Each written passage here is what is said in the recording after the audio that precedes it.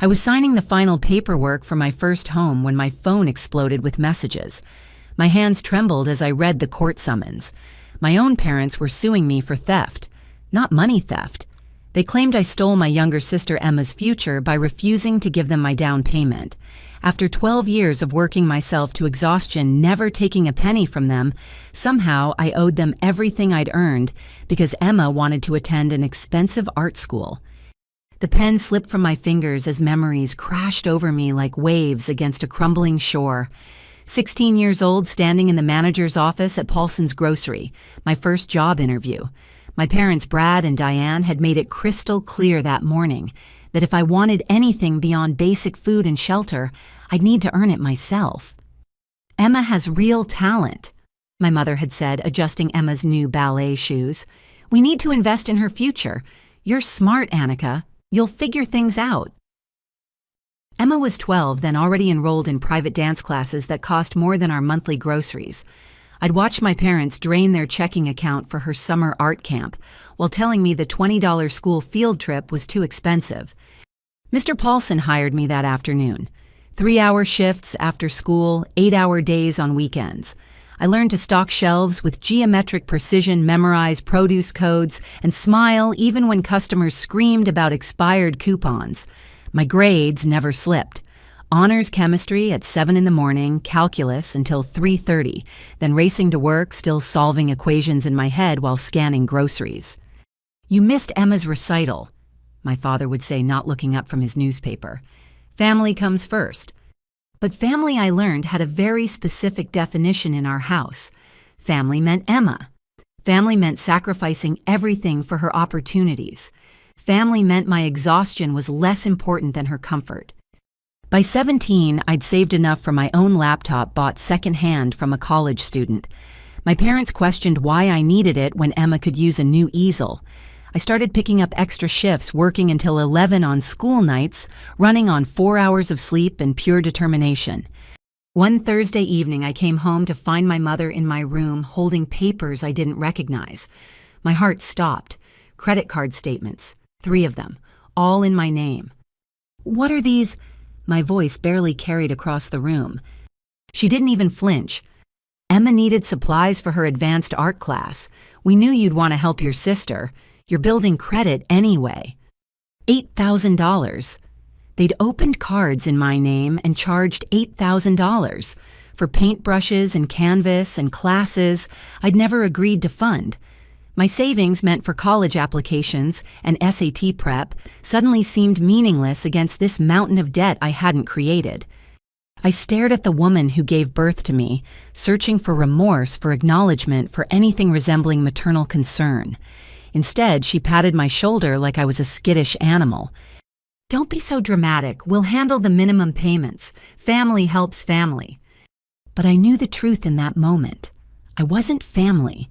I was a resource to be mined, a well, to be drained, a bridge, to be burned, in service of Emma's dreams. The credit cards weren't a mistake or a desperate measure. They were a declaration of my worth in their eyes, spelled out in interest rates and fraud. I spent that night researching identity theft laws and credit repair strategies. By dawn, I'd filed reports with all 3 credit bureaus and documented everything. I couldn't press charges, not while living under their roof, but I could protect myself from further damage. My manager noticed the bags under my eyes the next day. Mrs. Chen, the assistant manager, quietly pulled me aside during break. "You okay, sweetheart? You've been looking worn down lately." I almost broke, then almost spilled everything to this woman who showed more concern in 5 seconds than my parents had in years. Instead, I straightened my spine and forced a smile. "Just college prep, you know how it is." She studied me for a long moment, then nodded. "If you need more hours, let me know. Good kids like you deserve every chance to succeed."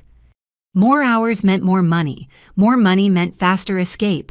I took every shift they offered, learning to function on caffeine and willpower, watching my bank balance grow, digit by digit, while my parents remained oblivious to my plans.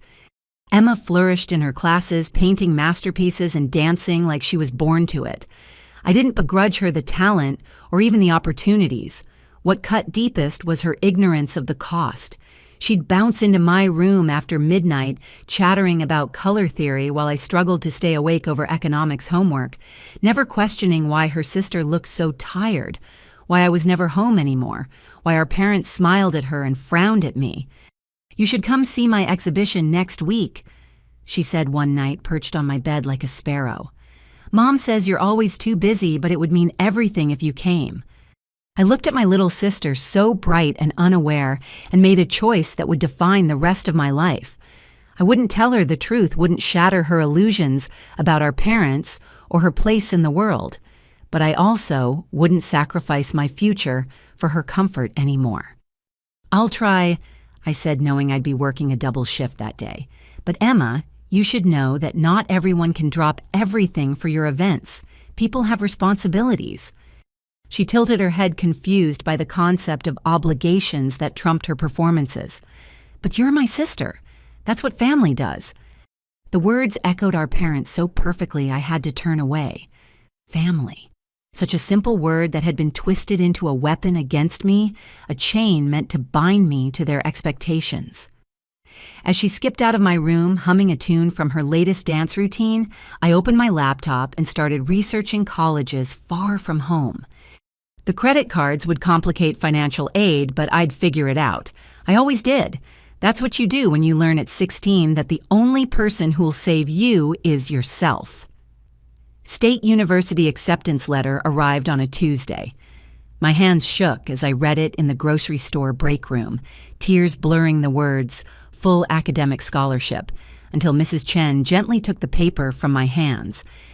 "Oh, honey," she whispered, pulling me into the kind of hug my mother hadn't given in years. "You did it." 4 years of tuition covered. Room and board were my responsibility, along with books, fees, and everything else. But it was hope, tangible and real, printed on official letterhead. I'd hidden the applications from my parents, used the school counselor's address for correspondence, paid every fee from my carefully guarded savings. "Where is this place?" my father asked that night, barely glancing at my acceptance letter before returning to Emma's latest report card. "Seems far." 3 hours north, I said carefully, "but the economics program is excellent." Economics. My mother's nose wrinkled. Sounds boring. Emma's teacher thinks she could get into the Rhode Island School of Design. Imagine our daughter at such a prestigious art school. Our daughter, singular. The message couldn't have been clearer if they'd written it in neon. I moved into the smallest dorm room on campus that August, everything I owned, fitting in 2 suitcases and a backpack. My roommate Sarah had matching bedding and decorative pillows. I had sheets from the clearance rack and a pillow I'd owned since middle school. "Your parents couldn't help you move in?" Sarah asked, watching me struggle with a box of textbooks I'd bought used. "They were busy," I said, which was technically true. Emma had an intensive workshop that weekend. Apparently driving their eldest to college ranked below watching their youngest paint. 3 jobs materialized within my first week. Cafeteria morning shift starting at 5:30, library desk in the afternoon's weekend cleaning crew for the science buildings. My schedule was color-coded down to 15-minute increments classes, in blue work and red study time in green. Sleep when it happened, didn't get a color. "You're insane," Sarah announced after watching me stumble in at midnight for the 3rd consecutive Tuesday. "Nobody needs to work this much."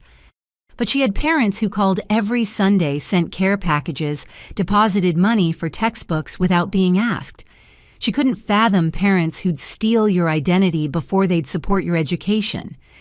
Ramen became my primary food group, 5 for $1 at the shop 6 blocks from campus.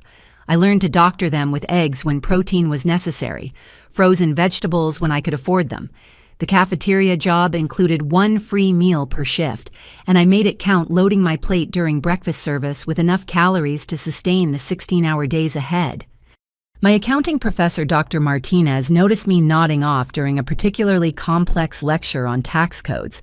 She asked me to stay after class, and I braced for academic consequences I couldn't afford. "When's the last time you got 8 hours of sleep?" she asked, instead her voice gentle. "I'm fine," I managed. "Just a busy week." "Annika, you're one of my brightest students, but you're burning yourself out. What's going on?" Something in her tone, maternal and genuinely concerned, cracked my carefully constructed walls. I told her about the jobs, the expenses, the need to graduate debt-free because my credit was already compromised through no fault of my own.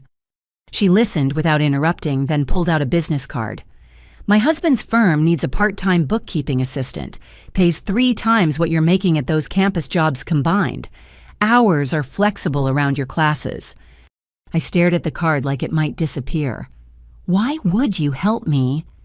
Because I was you 25 years ago. Sometimes we need someone to see our struggle and offer a ladder instead of judgment. The bookkeeping job changed everything. 15 hours a week at a real wage meant I could quit the cleaning crew, reduce cafeteria shifts, actually sleep occasionally. My grades improved from B's to A's, and Dr. Martinez became my unofficial mentor, teaching me about financial planning beyond textbook theories. Investment in yourself pays the highest dividends, she'd say during our monthly coffee meetings. Remember that when people try to guilt you into spending your resources elsewhere. Her timing was prophetic. My parents started calling more frequently as sophomore year progressed, always with the same refrain. Emma's been accepted to a pre-college program at the Art Institute. My mother gushed during one October call.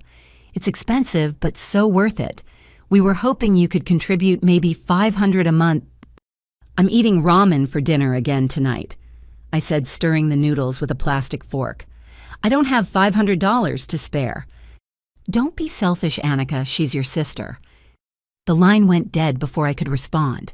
They'd call again in a few weeks with another request, another opportunity for Emma that required my sacrifice.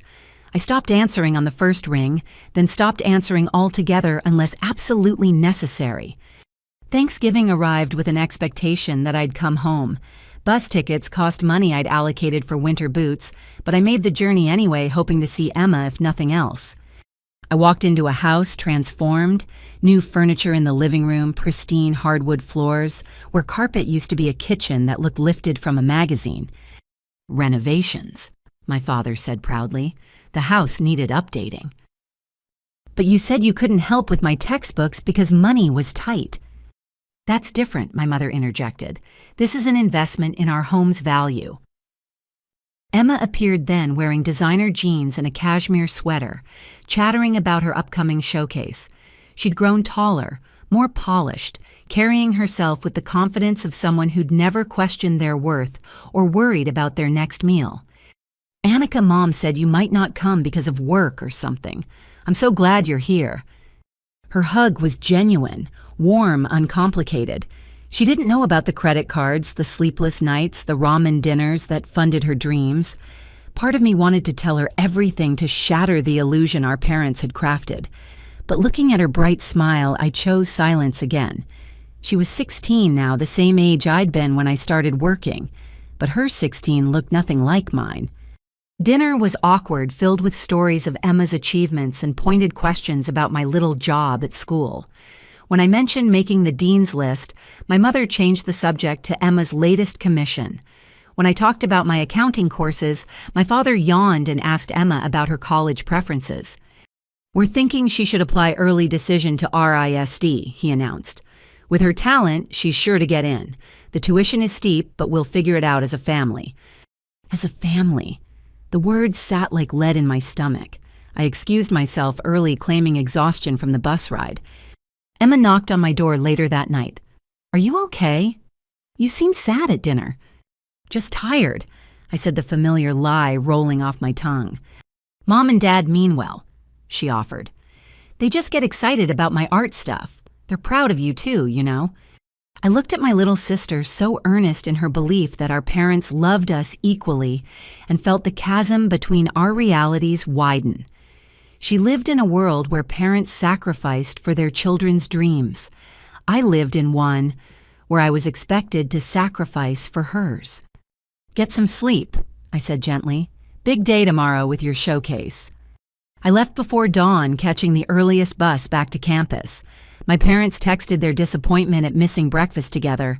I deleted the messages and went to work my cafeteria shift, finding more warmth in Mrs. Johnson's greeting than I'd felt in my childhood home. The rest of sophomore year blurred together in a haze of work and study. I learned to compartmentalize family drama, focusing on my grades and bank balance with single-minded determination. Friends invited me to parties, spring break trips, normal college experiences. I declined politely, calculating how many hours each activity would cost me. "You're missing out on the best years of your life," Sarah warned one Friday night, dressed for a date, while I prepared for another weekend shift. But she was wrong. These weren't meant to be my best years. These were my building years, my foundation years, my prove everyone wrong years. The best years would come later, when I stood on ground I'd paid for with my own hands. My phone rang as I walked to work. Unknown number, but local to my hometown. I almost didn't answer, then worried it might be an emergency. "Is this Annika Brennan?" The voice was professional, clipped. "Yes. This is collections department at First National. You're 3 months behind on your credit card payment. We need to discuss your account immediately." My blood ran cold. The credit cards my parents had opened, the ones they'd promised to handle. There must be a mistake. I've been monitoring my credit. Those accounts were flagged as fraudulent 2 years ago. "Our records show you as the primary account holder. The balance is now over $12,000 with interest and fees. When can we expect payment?" I hung up and ran to the library, logging into my credit report with shaking fingers. There they were, zombie accounts risen from the dead, destroying the credit score I'd fought to rebuild. My parents hadn't just stolen my identity once. They'd done it again, using my information they'd kept betting I wouldn't prosecute family. Dr. Martinez found me there an hour later, surrounded by printed credit reports and legal websites, trying not to hyperventilate. "Talk to me," she commanded, sitting beside me on the floor. So I did. Everything. The first theft, the ongoing requests for money, the renovation I'd seen at Thanksgiving, funded while I ate instant noodles, and now this second betrayal that could derail my entire future. She was quiet for a long moment after I finished. Then she pulled out her phone and called her husband. "David, I need you to connect me with Jennifer Walsh. Yes, the attorney. I have a student who needs help." "I can't afford a lawyer," I whispered. "You can't afford not to have one," she countered. "This ends now, Annika. They've stolen enough from you." But even as I nodded, even as I accepted the attorney's business card and scheduled the consultation, I knew the theft went beyond money. They'd stolen my security, my trust, my belief that parents naturally want their children to succeed. They'd stolen my college experience, turning it into a desperate race against financial ruin. They'd tried to steal my future, that I decided was the one thing I wouldn't let them have. The stage lights were blinding, but I didn't need to see the audience to know what I wouldn't find there. 3 empty seats and row G tickets I'd naively sent home with a handwritten note, "I did it. Hope you can come. Annika Marie Brennan, Bachelor of Science in Accounting, summa cum laude." Dean Williams beamed as she handed me my diploma, whispering, "Exceptional work, Miss Brennan. Your professors speak highly of you." The leather folder felt heavier than its physical weight suggested. 4 years condensed into a single document, proof that exhaustion could be transformed into achievement. My phone had been silent all morning. No congratulations, no apologies for missing the ceremony, no acknowledgement that their eldest daughter had just accomplished something extraordinary. Sarah hugged me afterward, her parents snapping photos like I was their own child. "You should be so proud," her mother gushed. "Working your way through school, top of your class. Your parents must be over the moon." They had a prior commitment. I managed the lie easier than explaining that Emma's weekend intensive at a Manhattan art studio trumped my college graduation. Dr. Martinez appeared with her husband David, the attorney who'd helped me navigate the credit card nightmare 2 years prior. They'd become my unofficial family, celebrating my victories and supporting me through battles that shouldn't have been mine to fight. "We have news," David said, pulling me aside after pictures. "The fraud case is officially closed. Your credit is clear and the documentation is sealed. Those accounts can never hurt you again." "What about criminal charges?" He shook his head gently. "You chose not to pursue them. Remember, to protect Emma from the fallout?" I remembered. Another sacrifice at the altar of family peace. The attorney had warned me that prosecution would be public, messy, potentially devastating to my sister's college applications. So I'd accepted the civil resolution, the cleared credit report, the legal documentation that would protect me going forward. My parents never knew how close they'd come to handcuffs instead of a cease and desist letter. "There's more," Dr. Martinez interjected. "David's firm has an opening, entry-level accounting position, but with your credentials, you'd move up quickly." My throat tightened. "You've already done so much." "We've done what any decent people would do for someone who's worked as hard as you have," she corrected.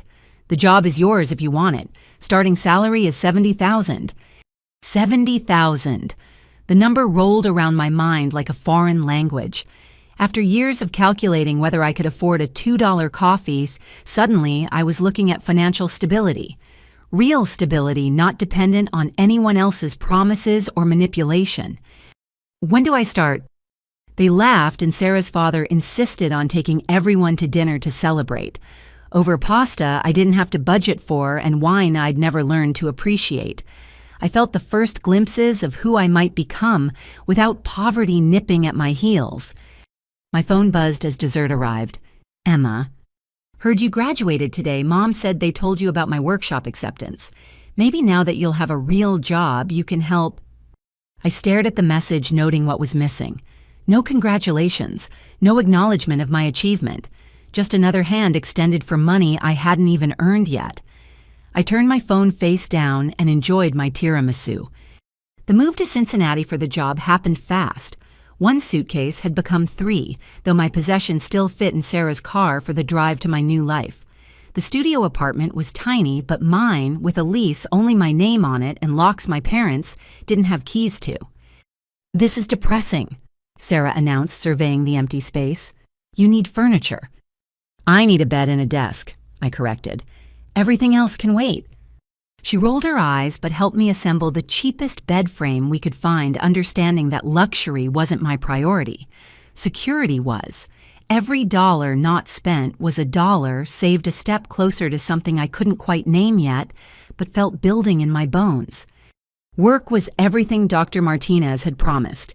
Davidson and Associates specialized in financial planning for small businesses, and they treated their employees like assets rather than expenses. My supervisor, Janet, was brilliant and patient, teaching me practical applications for all those theoretical concepts I'd memorized. "You catch on fast," she noted after my first month. "Most new grads take 6 months to reach where you are already."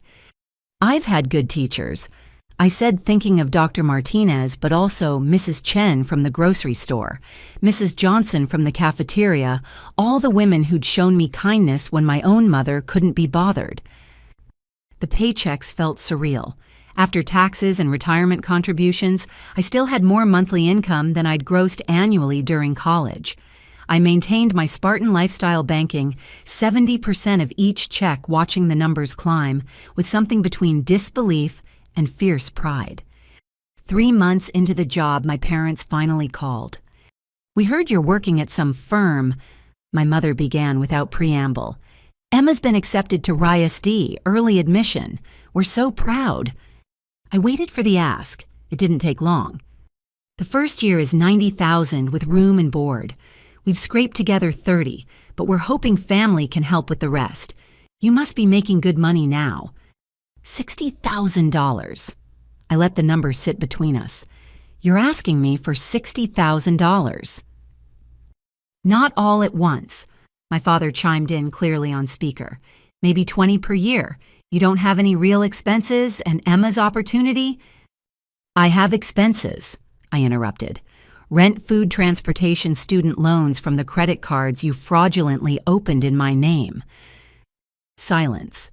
Then my mother's voice harder now. "We're not going to rehash old misunderstandings. This is about Emma's future." "What about my future?" "You already have a job. Emma needs this chance. Don't be selfish, Annika." The word selfish echoed through my empty apartment. Selfish for working since 16. Selfish for paying my own way. Selfish for not handing over money I'd barely started earning to fund someone else's dreams. I need to think about it. I lied, knowing the answer, but buying time to process the audacity. Don't think too long. Deposits are due soon. Family helps family remember. They hung up without saying goodbye, let alone congratulations on the job they'd only just learned about. Emma texted that night. A photo of her acceptance letter, followed by streams of heart emojis and exclamation points. Then, Mom says you might help with tuition. You're the best sister ever.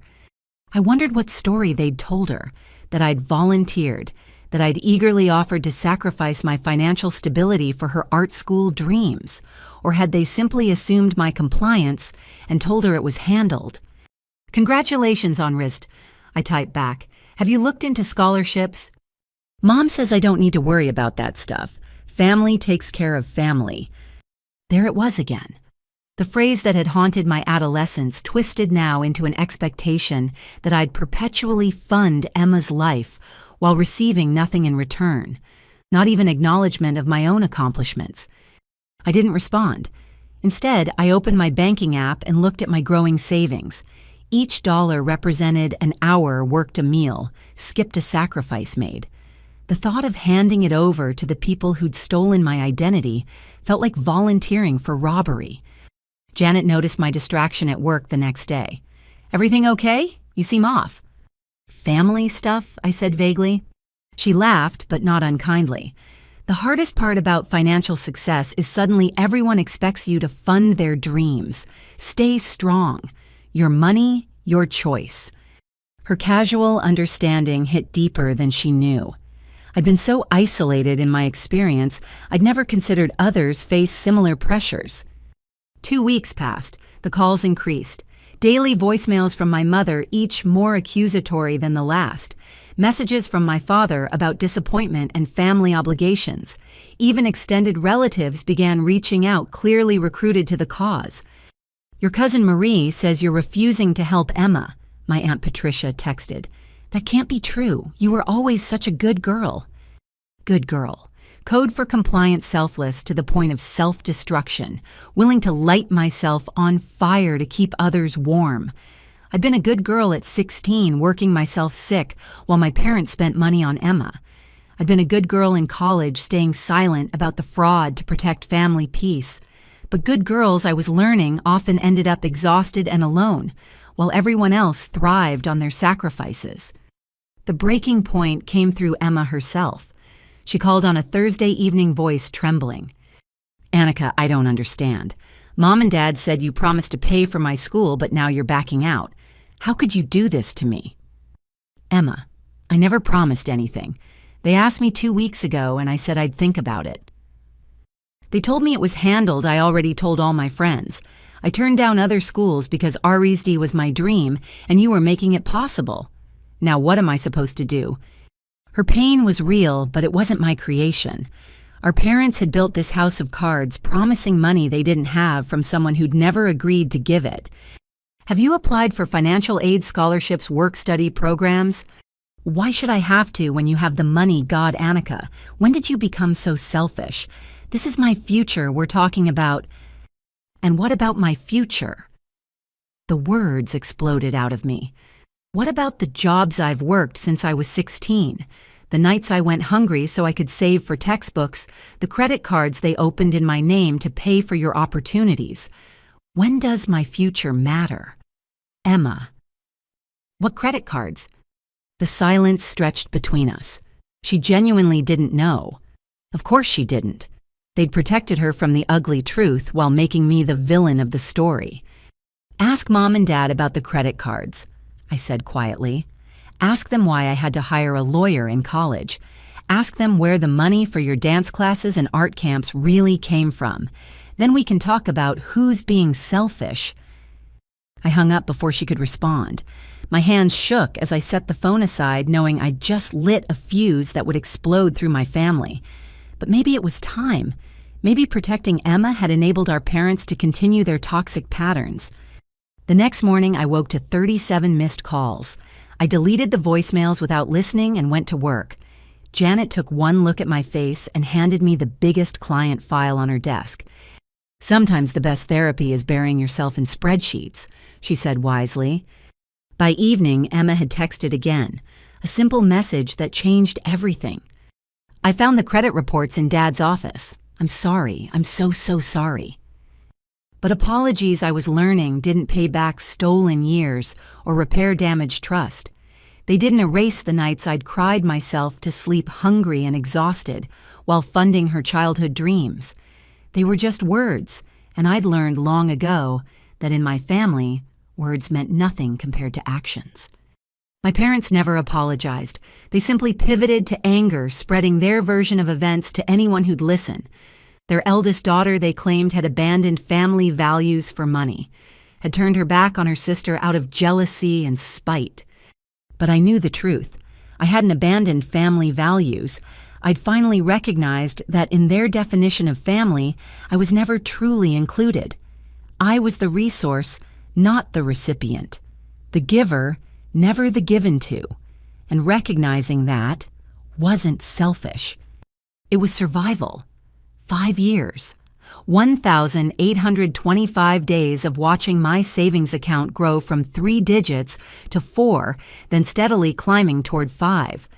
Each deposit was a small victory proof that I could build something from nothing, that discipline could triumph over dysfunction. My promotion to senior accountant came with a substantial raise and a private office with a window overlooking downtown Cincinnati. I'd earned it through 60-hour weeks and a willingness to tackle the complex accounts others avoided. My apartment had evolved too, from empty studio to a furnished 1-bedroom in a better neighborhood, though I still lived well below my means. You could afford so much more, my colleague Rachel observed during lunch, scrolling through vacation photos on her phone. When's the last time you took a real trip? I'm saving for something, I said, the same response I'd given for years. Retirement's 40 years away. She laughed. Live a little. But she didn't understand. The something I was saving for wasn't abstract or distant. It was concrete and foundational in the most literal sense. Every month I studied real estate listings, attended open houses on weekends, learned about interest rates and property taxes, with the same intensity I'd once memorized accounting principles. The dream had taken shape slowly. A house. My own house. A place where no one could steal my identity, demand my money, or make me feel like an unwelcome guest in my own life. Sometimes I'd lie awake imagining it a kitchen where I'd never go hungry, a bedroom where I could sleep without fear of the next financial crisis, a door I could lock against anyone who'd tried to drain me dry. My phone rang on a Tuesday afternoon. Emma. We'd spoken sporadically since the credit card revelation 3 years ago. She'd attended state school on academic scholarships, apparently motivated by necessity to excel in ways privilege had never inspired. Our conversations were careful, testing boundaries like frost on fragile glass. I graduate next month, she said without preamble. Art education degree, I wanted you to know. That's wonderful, Emma. Congratulations. I'm going to teach in underserved communities, kids who might not otherwise get art programs. She paused. I've been thinking a lot about access and opportunity, about who gets them and who pays for them. The subtext wasn't subtle. She'd grown up these past years, developed awareness our parents had tried to shield her from. We talked for an hour, the longest conversation we'd had since childhood. She told me about her student teaching her boyfriend, Marcus, who worked construction, her tiny apartment shared with 3 roommates. Mom and Dad hate everything about my life, she admitted. They wanted me at RISD making connections with wealthy patrons, becoming the artist they envisioned. Instead, I'm going to teach finger painting to 6-year-olds in Title I schools. And you're happy. I'm useful, she said, and I heard myself in her voice. I'm building something meaningful even if they can't see it. We hung up with promises to stay in touch, and for the first time I believed we might. She was finding her own way separate from our parents' toxic expectations. Maybe there was hope for sisterhood after all, built on mutual understanding rather than obligatory sacrifice. The next morning I met with Michelle, my real estate agent. She'd been patient with my specific requirements, reasonable commute, solid neighborhood within budget, but below my maximum approval amount. After 2 years of searching, she called with barely contained excitement. "I found it," she announced. "It's perfect for you. 3 bedrooms, 2 baths, updated kitchen, great bones. The sellers are motivated. Military transfer, need to close quickly." We toured it that afternoon. A 1960s colonial on a quiet street with mature trees and a small backyard, perfect for reading on summer evenings. The kitchen had been renovated recently, granite countertops, and stainless appliances that seemed impossibly luxurious after years of apartment living. But it was the second bedroom that sold me, flooded with morning light, perfect for a home office where I could build my consulting practice. "I want to make an offer," I said, surprising myself with the certainty. Michelle grinned. "I had a feeling. Let's write it up." The sellers accepted within hours, 30-day close contingent on inspection. I'd done everything right, 20% down payment, saved excellent credit score, rebuilt from the ashes of fraud, pre-approval letter in hand. Yet my hand still trembled as I signed the purchase agreement. That evening, I called Dr. Martinez. She'd retired the previous year, but remained my mentor, my chosen mother figure, who'd shown me what support actually looked like. "I'm buying a house," I blurted out as soon as she answered. Her whoop of joy made me laugh. "Oh, sweetheart, I'm so proud of you. Tell me everything." I described the house, the neighborhood, the light in that second bedroom. She listened with the enthusiasm my own mother had never shown for my achievements. "When do you close?" 30 days, July 15th. "Perfect. I'll bring champagne. This deserves proper celebration." Her unconditional joy made the moment real. I was buying a house. Me, the girl who'd survived on ramen and determination, was putting down roots in soil no one could poison. The inspection went smoothly. A few minor issues easily negotiated with sellers eager to move. I spent evenings at the house measuring rooms, imagining furniture placement, picturing a life of stability I'd craved since 16. Sometimes I'd sit on the front steps, key in hand, marveling that this would soon be mine. Word traveled as it always did in families that confused gossip with communication. My phone lit up with messages from relatives I hadn't heard from in years. "Heard you're buying a house," Cousin Marie texted. "So exciting. When's the housewarming?" I didn't respond to most of them.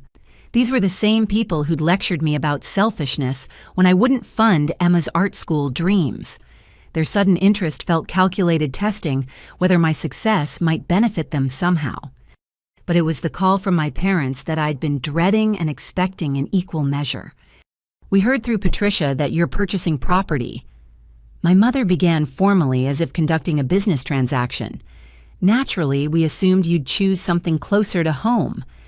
"Cincinnati is my home," I corrected. "Has been for 5 years." "Don't be ridiculous. Your family is here. Emma's here. She'll need somewhere to stay when she starts teaching in the fall." The assumption hit like ice water. Of course, in their minds, my house was just another resource to be claimed my achievement, merely an opportunity for Emma's convenience. "Emma has her own apartment," I said carefully. "A cramped rental with strangers. Surely you'd want your sister to have proper accommodations. Family helps." "Family," I interrupted. "Tell me what help did family offer when I was working 3 jobs in college, when I was eating ramen for months, when you stole my identity for credit cards?" "We've been through this," my father interjected. "Dwelling on the past helps no one. We're talking about Emma's future." "No," I said quietly. "We're talking about my future, my house, my life that I built without your help and despite your interference. Emma's welcome to visit, but she won't be living with me." "You've become a very selfish person, Annika. Money has changed you." "Poverty changed me," I corrected. "Poverty you enforced while renovating your house and funding Emma's dreams. If protecting what I've earned makes me selfish, then I'll wear that label proudly." They hung up, but I felt lighter. Each conversation like this strengthened my resolve, clarified the boundaries I'd been too young and desperate to set before. Emma called an hour later. "They're furious," she said without greeting, ranting about ungrateful children and family obligations. "Are you calling to lecture me too?" "No," Her voice was firm. "I'm calling to say congratulations on your house, and to apologize for them assuming I'd mooch off you. I have my own plans, my own life. I don't need or want their version of help anymore." "They mean well," I offered half-heartedly. She laughed, bitter and knowing. "Do they, or do they mean to control well? There's a difference, and I think we both know which one applies here." We talked about her job prospects, about Marcus, who'd proposed the week before, about lives we were building, independent of parental expectations. When we hung up, I felt something shift between us. Not quite healing, not yet, but the possibility of it. Two sisters finding their way back to each other by first finding themselves. The closing day arrived with summer thunderstorms that cleared by afternoon, leaving the air fresh and electric with possibility. I sat at the gleaming conference table, signing my name, dozens of times, each signature a small declaration of independence. "Congratulations, Miss Brennan," the attorney said, sliding the keys across the table. "You're now a homeowner." The weight of those keys in my palm felt like redemption. Every exhausted shift, every skipped meal, every night spent studying by lamplight, while my body screamed for sleep, had led to this moment. I transformed trauma into triumph, scarcity into security. Dr. Martinez waited in the driveway with promised champagne and a small potted orchid. "For your new beginning," she said, hugging me tightly. "You've earned every bit of this." We toured the empty house together, our footsteps echoing on hardwood floors that belonged to me. In the kitchen, we toasted with champagne and coffee mugs I'd brought in my car, the only dishes I owned yet. "What's next?" she asked, studying me with the fond concern of chosen family. "Furniture shopping, I suppose. Learning to maintain a house, building something stable." "And your family?" I considered the question, looking out the window at my small backyard, imagining garden beds, and maybe a bird feeder. They'll either accept my boundaries or they won't. Either way, I'll be here in my own home, living the life I've earned.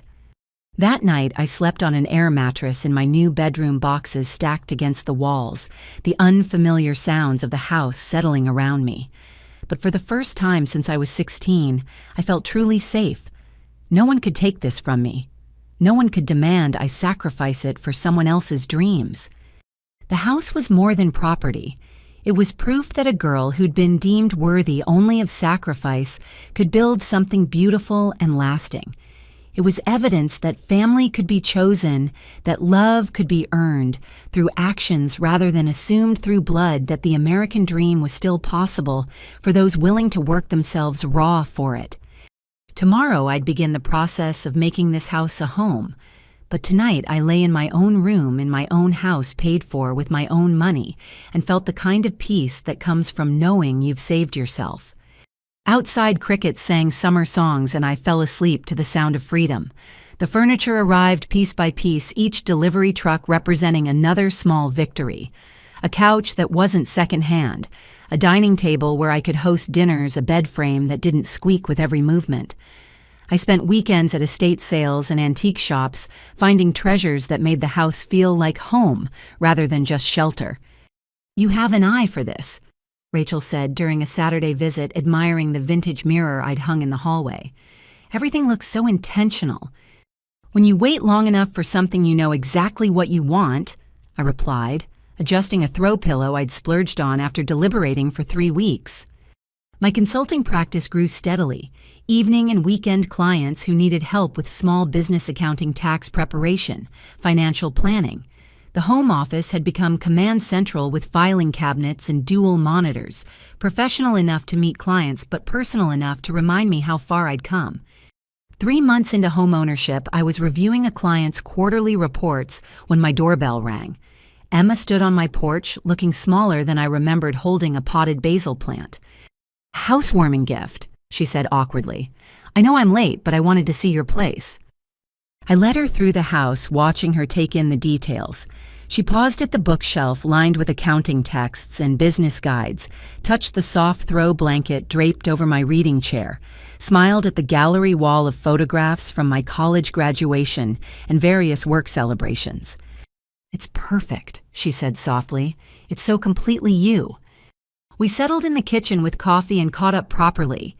She'd accepted a position at an elementary school in a struggling district, exactly as she'd planned. Marcus worked for a construction company specializing in affordable housing. They were saving for their own place, living frugally but happily in their small apartment. Mom and Dad refuse to visit us, she admitted. They say the neighborhood is beneath our family's standards, as if we ever had standards beyond appearance. They haven't seen my house either, I offered, though I suspect that's for different reasons. We shared a knowing look. Our parents' absence had become its own form of presence, defining us by what we chose to reject rather than accept. I need to tell you something, Emma said, setting down her mug. They're in financial trouble, real trouble this time. My stomach clenched. How bad? Dad made some risky investments, something about cryptocurrency and a sure thing from his golf buddy. They lost most of their retirement savings. Of course they did. I couldn't muster surprise. My father had always chased get-rich-quick schemes, convinced his ship would come in without the tedious work of actually building it. They're talking about selling the house, downsizing to an apartment.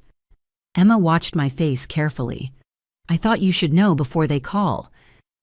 They won't call, I predicted. They'll have you or Aunt Patricia or someone else deliver the message, hoping I'll offer without being asked directly. Then they can maintain their pride while taking my money. Emma winced. You know them well. I learned the hard way. She left with promises to bring Marcus next time, and I spent the evening anticipating the storm headed my way. Sure enough, Aunt Patricia called that night. Your parents are facing some challenges, she began delicately. I'm sure if you knew the situation, you'd want to help. After all they've done for you. What exactly have they done for me, Patricia? Silence. Then they raised you, fed you, kept a roof over your head. The legal bare minimum, while stealing my identity, ruining my credit, and telling me I wasn't worth investing in. So again, what have they done for me? You've become very hard, Annika. Success has changed you. Survival changed me. I corrected for the second time in recent memory, and I won't apologize for it. The calls multiplied over the following weeks. Cousins I barely knew, family friends who hadn't spoken to me in years, all with the same message wrapped in different paper. Your parents need help. Family supports, family. Don't be selfish with your success. I changed nothing about my life. Continued working, building my client base, tending the small garden I'd planted in the backyard. The basil from Emma thrived on my kitchen windowsill, a reminder that some family connections could be healthy and reciprocal. Then came the message I'd been expecting, not from my parents, but from Emma again. They want to visit your house this weekend. They said they want to see what you've accomplished. I read between the lines easily. They wanted to assess my assets, calculate what I could afford to give them. The house would be appraised not as my achievement, but as their potential resource. Tell them Saturday at 2, I decided. You and Marcus should come too. Are you sure? I'm sure I want witnesses, I said honestly. Saturday arrived gray and humid, the kind of Midwest day that promised storms by evening. I'd cleaned the house thoroughly, not to impress, but to armor myself in the pride of ownership. Every surface I'd polished, every room I'd decorated, every bill I'd paid on time was a shield against whatever manipulation they'd prepared. Emma and Marcus arrived first. Marcus was exactly what she'd described, solid kind with calloused hands and an easy smile. He admired the house with genuine appreciation, asking about the renovation choices, complimenting the craftsmanship he recognized from his own work. You two would get along, Emma told him. You both understand building things that last. My parents arrived 15 minutes late, my mother's expression already disapproving as she surveyed the neighborhood. It's very suburban, she pronounced as if I'd claimed to live in a mansion. It's perfect for me, I replied, leading them inside. They toured the house like appraisers, my father checking window seals and foundation walls, my mother opening closets and cabinets with invasive curiosity. In my office, they exchanged meaningful looks at the obvious signs of my consulting practice. You're running a business from home. My father's tone suggested I was selling drugs rather than preparing tax returns. A successful one, I confirmed. We gathered in the living room, the tension thick enough to cut. Emma and Marcus sat close together on the love seat, unified in their discomfort. My parents claimed the couch like a throne, leaving me the armchair I'd specifically chosen for its position of subtle authority in the room. It's a lovely starter home. My mother began the diminutive intentional. Though I'm surprised you didn't consult us before making such a large purchase. I didn't need to consult anyone, I bought it myself. Still, my father interjected, family wisdom could have helped. For instance, did you know the market is about to tank? You've probably already lost equity.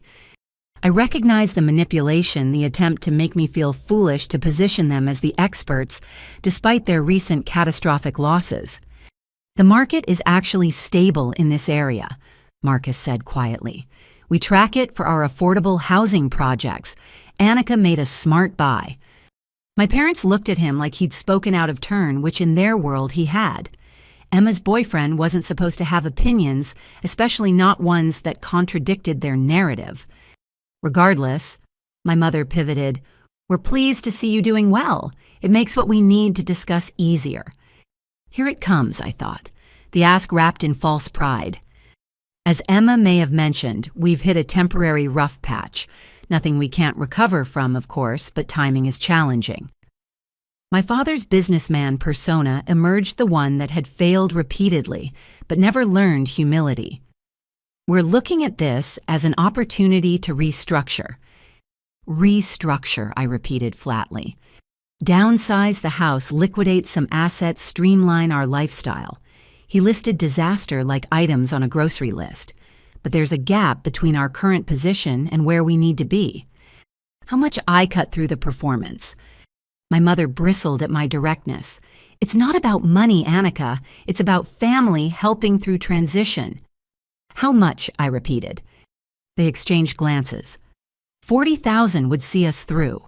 Consider it an investment in your parents' stability. You'd get it back, of course, once we're reestablished.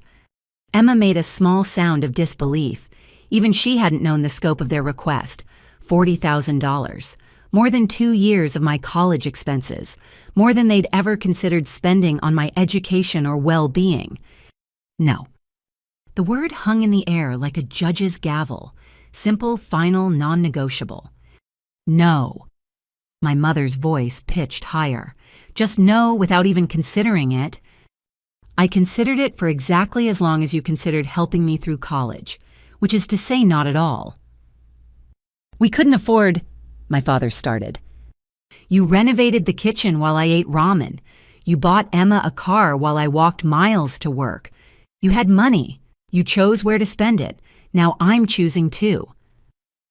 This is different, my mother insisted. We're facing homelessness. Marcus shifted uncomfortably, but it was Emma who spoke. No, you're not. You're facing the consequences of bad decisions. There's a difference. The betrayal on our parents' faces would have been comical if it wasn't so sad. Their golden child, the one they'd protected and privileged, had finally seen through the facade. You've poisoned her against us, my mother accused me, filled her head with your bitterness and selfish interpretations. I told her the truth. I said simply, about the credit cards, the stolen identity, the years of being told I wasn't worth investing in. If truth feels like poison, maybe examine what you've been feeding us all these years. My father stood abruptly. We didn't come here to be lectured by ungrateful children. We're your parents. We deserve respect. Respect is earned, I replied, remaining seated.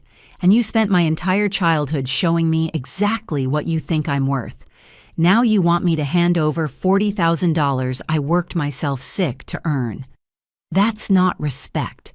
That's exploitation. If we lose the house, my mother's threat trailed off unfinished but clear. Then you'll experience a fraction of the instability you forced on me. The difference is, you'll be facing it as adults who made choices, not a child who had none. They left without goodbye, my mother's parting shot about never darkening my door again, ringing hollow. They'd never darkened it with support or love anyway. Their absence would be no different than their presence had always been conditional, transactional, ultimately irrelevant to my life. Emma and Marcus stayed helping me process the confrontation over Chinese takeout and beer. "They'll tell everyone you refuse to help," Emma warned. "The whole family will hear their version." "Let them," I said, meaning it. "Anyone who believes I owe them $40,000 after what they put me through isn't someone whose opinion matters to me." "For what it's worth," Marcus said quietly, "I think you handled that with incredible grace, more than they deserved." Emma squeezed his hand, and I saw in that gesture what I'd built with my chosen family. Dr. Martinez, Janet from work, even Rachel, who didn't understand my saving but supported it anyway. Real family showed up without price tags, celebrated your victories without calculating their cut, offered support without expecting repayment. That night after they'd gone home, I sat in my office updating client files. My phone buzzed with messages from extended family, the predictable cascade of guilt and manipulation. I deleted them unread, focusing instead on the work that had saved me, the career that had given me options, the life I'd built despite every obstacle they'd thrown in my path. The storm finally arrived near midnight, rattling windows and bending trees, but my house stood firm.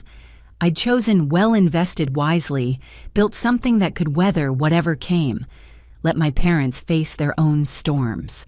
I'd spent enough years being their umbrella. In the morning, I'd tend my garden, meet with clients, continue building the life I deserved. But tonight, I simply sat in my home, my achievement, my proof that a girl deemed worthless could create worth from nothing but determination and spite. The thunder rolled overhead, but I wasn't afraid. I'd survived worse storms than this. Monday morning arrived with an email that made my coffee taste bitter. The sender was a law firm I didn't recognize, subject line deliberately vague, urgent matter regarding family assets. My hand steadied as I clicked open the attachment. Legal letterhead, formal language. But the message was clear: my parents had hired an attorney. They were exploring their options regarding what they called my moral and financial obligations to family welfare. I forwarded it immediately to David Martinez, Dr. Martinez's husband, who'd helped me through the credit card fraud years ago. His response came within minutes. "Can you come by the office this afternoon? Bring everything." The everything took 3 boxes. Every pay stub from age 16 onward. Bank statements showing my savings growth. The credit fraud documentation. Receipts for ramen purchases during college. A paper trail of survival that I'd kept partly from habit, partly from some instinct that I'd need proof someday. Apparently someday had arrived. David's office had expanded since I'd last visited, now occupying an entire floor of a downtown high-rise.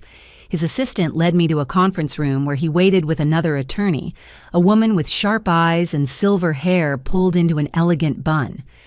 "Annika, this is Patricia Chen, our family law specialist," David introduced. I asked her to join us given the nature of the threat. Patricia Chen. Not Mrs. Chen from the grocery store, but the name coincidence felt like a sign. She shook my hand firmly, already scanning the letter I'd received. "Tell me about your relationship with your parents," she said without preamble. "Start from the beginning. Leave nothing out." For 2 hours, I laid out 18 years of dysfunction. The favoritism, the financial abuse, the identity theft, the educational neglect. David had heard much of it before, but Patricia took notes with the focused intensity of someone building a case. "The credit card fraud is documented," she asked. "Everything," David confirmed. "I handled that case personally. We have paper trails, credit bureau reports, even recordings of collection calls Annika received for debts she didn't create." Patricia nodded slowly. "And your sister?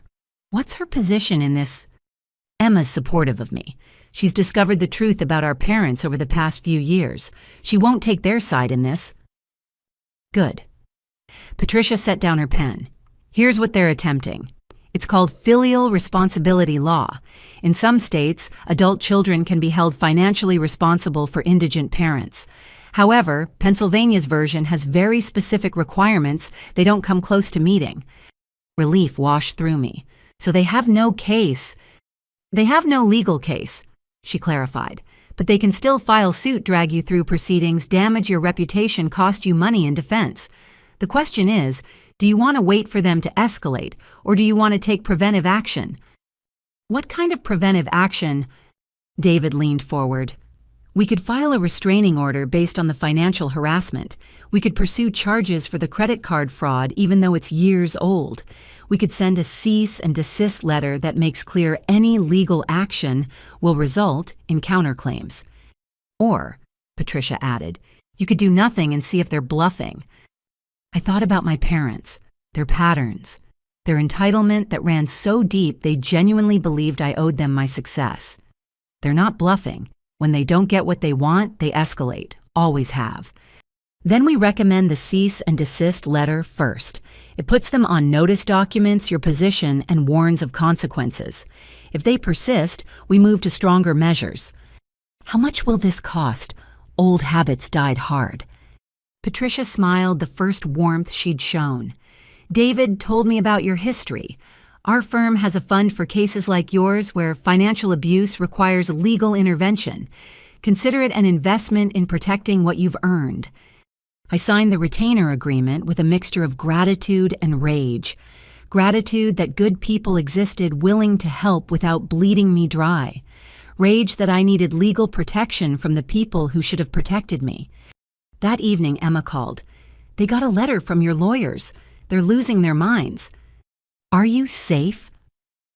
My first concern was for her proximity to their anger. I'm at Marcus's place. But Annika, they're talking about suing you for defamation now, too. They say you've spread lies about the credit cards. Good thing I have proof of the truth. This is getting so ugly. She sighed. I keep thinking about holiday dinners when we were kids. Were we ever really a family? I considered the question. You and I were sisters. We're becoming that again. But the four of us as a family, I think that was always more performance than reality. The cease and desist letter had its intended effect temporarily. My parents went quiet for a week, no doubt consulting with their attorney about options. But silence from them was like the eye of a hurricane, deceptive calm before renewed destruction. The storm broke on a Thursday. I was meeting with a client when my phone exploded with notifications. Social media tags, text messages, missed calls. My mother had taken to Facebook with a carefully crafted narrative of parental heartbreak. After sacrificing everything to raise our daughters, her post began, "We find ourselves abandoned in our time of need. Annika has chosen money over family success, over soul. We're facing homelessness while she lives in luxury, forgetting everything we've done for her." The comments were already piling up. Relatives expressing shock, family friends offering prayers, church members my parents had cultivated for exactly this kind of moment, ready to shame their prodigal daughter into compliance. But then unexpected allies emerged. Mrs. Chen from the grocery store, now retired, but still Facebook active, commented, "I remember Annika working herself to exhaustion as a teenager while you renovated your kitchen. Interesting definition of sacrifice." Dr. Martinez, who rarely used social media, wrote simply, "I've seen the receipts. The truth is documented." And then Emma, brave Emma, who'd found her voice. "Mom, stop. You spent my college fund gambling on crypto. You opened credit cards in Annika's name. This isn't about family. It's about consequences you don't want to face." The post disappeared within an hour, but screenshots had already been taken. David called almost gleeful. "This is perfect. They've put their claims in writing in public. If they proceed with any legal action, this becomes evidence of harassment and defamation on their part." But I didn't feel victorious. I felt tired, bone-deep, soul-weary, tired of fighting for the right to exist without exploitation. That night, I sat in my garden despite the cooling October air, wondering if peace was too much to ask for. Rachel found me there, having seen the social media drama. She brought wine and righteous anger on my behalf. "I finally get it," she said, pouring generous glasses. "Why you saved so obsessively, why you never splurged. You weren't just building a future, you were building a fortress." And yet they're still trying to breach the walls. But they can't, she pointed out. Look at you. Your house, your career, your savings. You've made yourself lawsuit-proof by being exactly what they never expected successful without them. We drank in companionable silence until she asked, "What happens next?" I wait. They'll either escalate or retreat. History suggests escalation, but maybe public humiliation will inspire new behavior. Monday brought my answer. Not another letter, but a phone call from David. His voice was carefully controlled. "They've actually filed," he said, "suit for financial support based on what they're calling unjust enrichment. They claim your success was built on their foundation, therefore you owe them compensation." That's insane. That's desperation. Patricia's already drafting our response. We're countersuing for the credit card fraud, harassment, and defamation. Are you prepared for this to get uglier? I thought about the 16-year-old girl who'd taken that first grocery store job, who dreamed of nothing more complex than paying for her own textbooks. She'd never imagined legal battles with her parents, public airings of private pain, the need to defend her, right to keep what she'd earned. But that girl had become this woman, sitting in her own office in her own house with resources and allies she'd cultivated through years of lonely work. The fight wasn't fair, but then nothing about my family had ever been fair. "I'm prepared," I said, meaning it. "They want to take this to court. Let's go to court. I've got 18 years of evidence and nothing left to lose." "Actually," David corrected gently, "you've got everything to protect. That's why we're going to win." After we hung up, I pulled out the boxes of documentation again. Pay stubs from teenage years, college transcripts earned despite impossible odds, bank statements showing slow but steady growth, evidence of a life built without help against active hindrance, through sheer stubborn refusal to accept that I was worth less than my sister. My phone buzzed. Emma again. "I'm so sorry," I tried to talk them out of it. "Not your fault," I texted back. "Never was." "Marcus says we should come to court. Show where we stand. Would that help or hurt?" I considered it. My sister choosing sides in a battle that should never have existed. But her presence would mean something, a reversal of the dynamics our parents had created. "It would help," I admitted, "but only if you're truly comfortable." "I'm done being comfortable while you fight alone. See you in court literally this time." That night, I updated my client files, tended my houseplants, cooked a real dinner instead of stress-eating cereal. Normal activities that anchored me to the life I'd built. Let my parents drag me to court. Let them air every grievance and manufactured claim. I had something they'd never anticipated, proof that their treatment hadn't broken me. Every document in those boxes wasn't just evidence of neglect. It was testimony to resilience, determination, and the radical act of believing I deserved better. They could take me to court, but they couldn't take what I'd become in spite of them. The courthouse steps seemed steeper than they should have been. November wind cutting through my carefully chosen navy suit. David and Patricia flanked me like bodyguards carrying boxes of evidence that documented a lifetime of financial neglect and abuse. Behind us, Emma and Marcus climbed in solidarity, their presence a comfort I hadn't expected to need so badly. "Remember," Patricia said as we paused outside the courtroom doors, "let them present their case first. Every word they say is rope to hang themselves with." Inside the courtroom was smaller than television had led me to expect, more intimate, which somehow made it worse. My parents sat at the plaintiff's table with their attorney, a man whose expensive suit couldn't hide the desperation of taking such a case.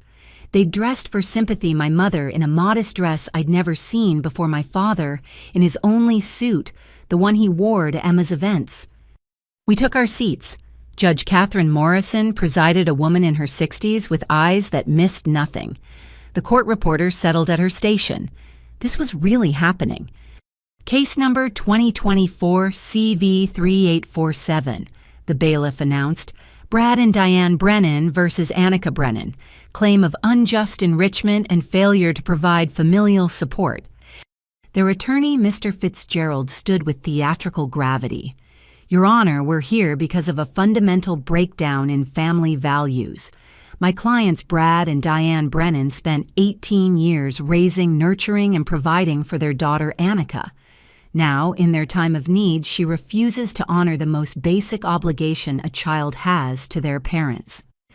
I forced myself to breathe normally as he painted a picture I didn't recognize. Parents who sacrificed everything who went without so their children could thrive. A daughter who took every advantage and then abandoned them the moment she found success. My clients are facing foreclosure, he continued. Meanwhile, their daughter owns a home, outright runs a successful business, has substantial savings. The disparity is unconscionable when you consider everything they invested in her future. David made notes, his expression neutral. Patricia radiated calm confidence. I tried to channel their professional detachment, but my hands trembled in my lap. Fitzgerald called my father first. Brad Brennan took the stand like a man convinced of his own martyrdom. Tell us about Annika's childhood, Fitzgerald prompted. We gave her everything we could. My father said, his voice catching with practiced emotion. Dance lessons, art camps, every opportunity to explore her talents. I nearly laughed. He was describing Emma's childhood, not mine, but Fitzgerald moved quickly past specifics. And her education. We always stressed its importance, made sure she had what she needed to succeed. Yet now she refuses to help with your current situation. She won't even discuss it.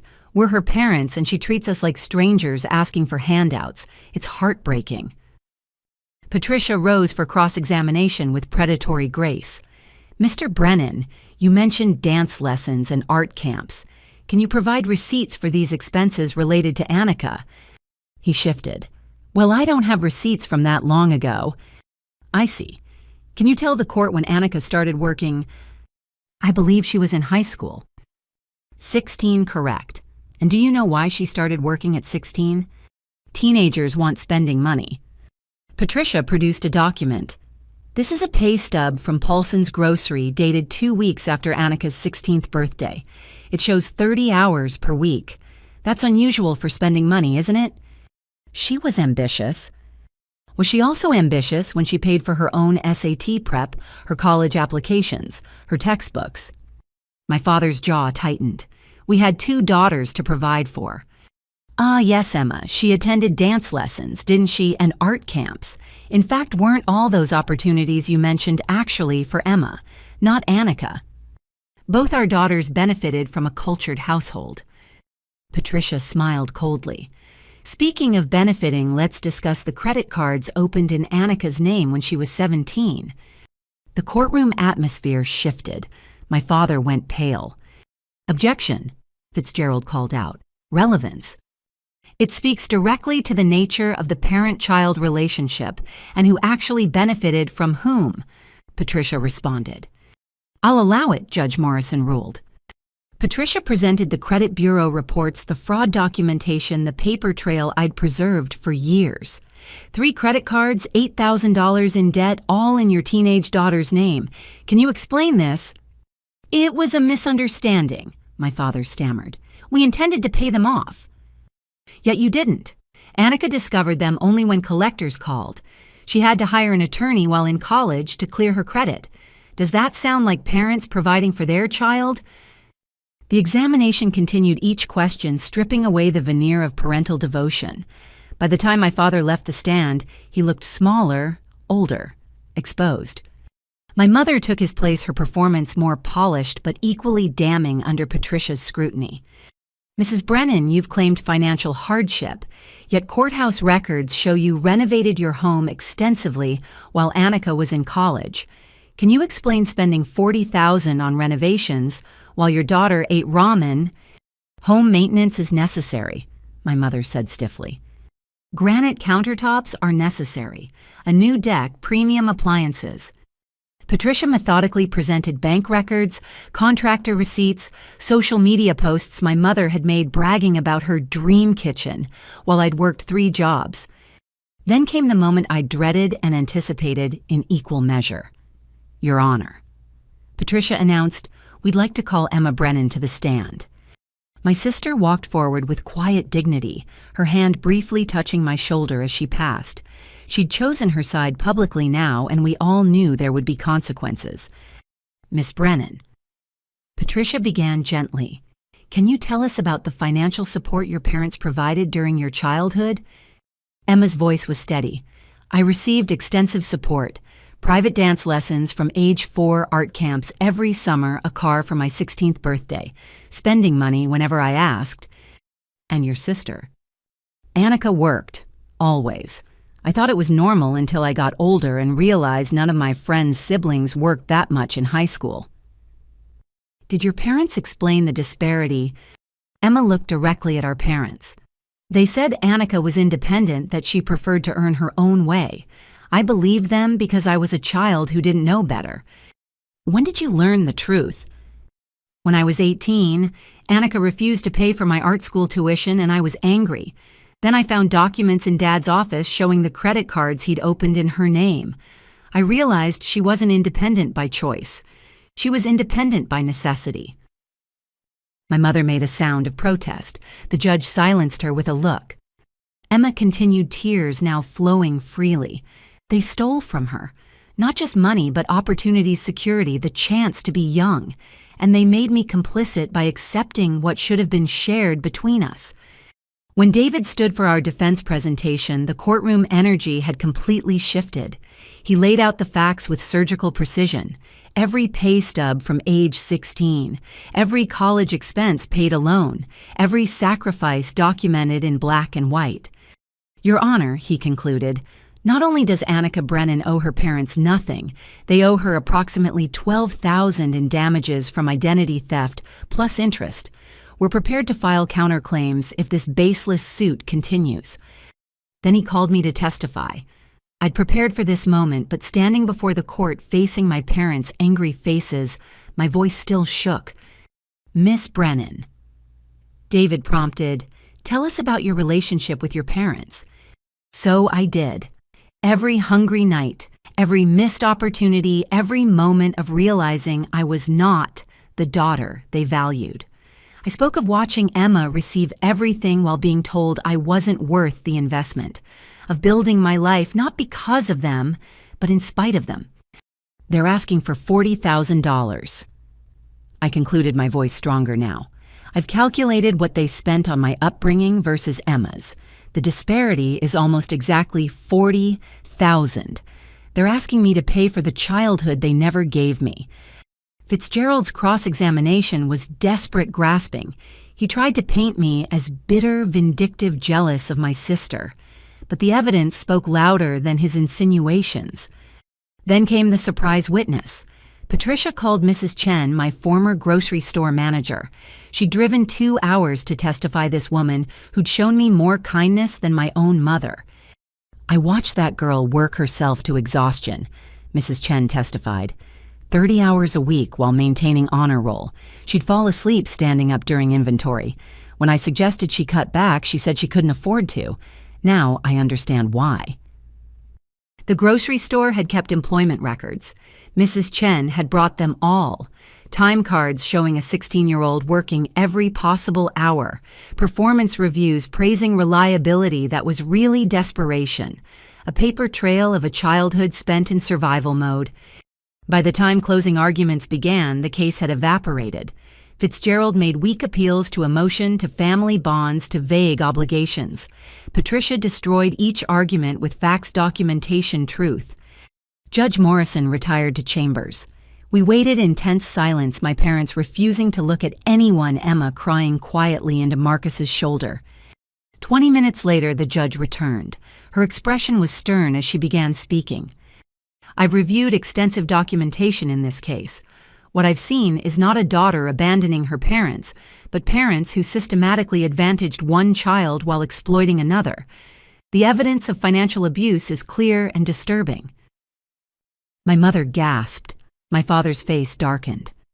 "The plaintiff's case is dismissed with prejudice. Furthermore, I'm recommending the state attorney's office review the identity theft claims for potential criminal charges." The judge's voice hardened. Mr. and Mrs. Brennan, you're fortunate your daughter chose not to pursue prosecution years ago. That grace will not be extended indefinitely. She turned to me, her expression softening slightly. Miss Brennan, you owe your parents nothing. Not legally, not morally, not financially. This court recognizes the extraordinary efforts you've made to build your life despite active parental sabotage. I wish you continued success. Then the final blow, the defendants will pay all court costs and attorney fees for the plaintiff. The gavel fell with finality. My parents' attorney was already ushering them out, whispering about appeals that would never succeed. They left without looking back, without acknowledgement, without the $40,000 they'd come for. Emma hugged me in the hallway, both of us crying now. I'm sorry, she whispered, for all of it, for benefiting while you suffered, for taking so long to see the truth. You were a child, I reminded her. They were the adults. The responsibility was never yours. David and Patricia joined us, satisfaction evident despite their professional demeanor. That was decisive, Patricia noted. They won't try this again. The judge's warning about criminal charges was serious. We celebrated quietly at a nearby restaurant, the weight of years lifting with each toast. Emma and Marcus talked about their wedding plans, something small and meaningful, nothing like the elaborate productions our parents would have demanded. I promised to help however they needed and meant it. This was what family did, showed up, supported, celebrated together without calculating the cost. That night I returned to my house, my sanctuary that no one could claim or threaten. The legal victory was complete, but more than that, the emotional chains had finally broken. In that courtroom before witnesses and under oath, the truth had been spoken. My parents' mythology had crumbled under the weight of evidence. I opened a bottle of wine, the good stuff I'd always saved for special occasions that never came. This qualified. In my backyard under November stars, I raised a glass to the 16-year-old who'd started working to save herself. She'd never imagined vindication in a court of law, but she'd laid the groundwork for it with every pay stub saved, every receipt, kept every document preserved. The war was over. I'd won more than a case. I'd won the right to live without guilt, without obligation to those who'd seen me only as a resource to be mined.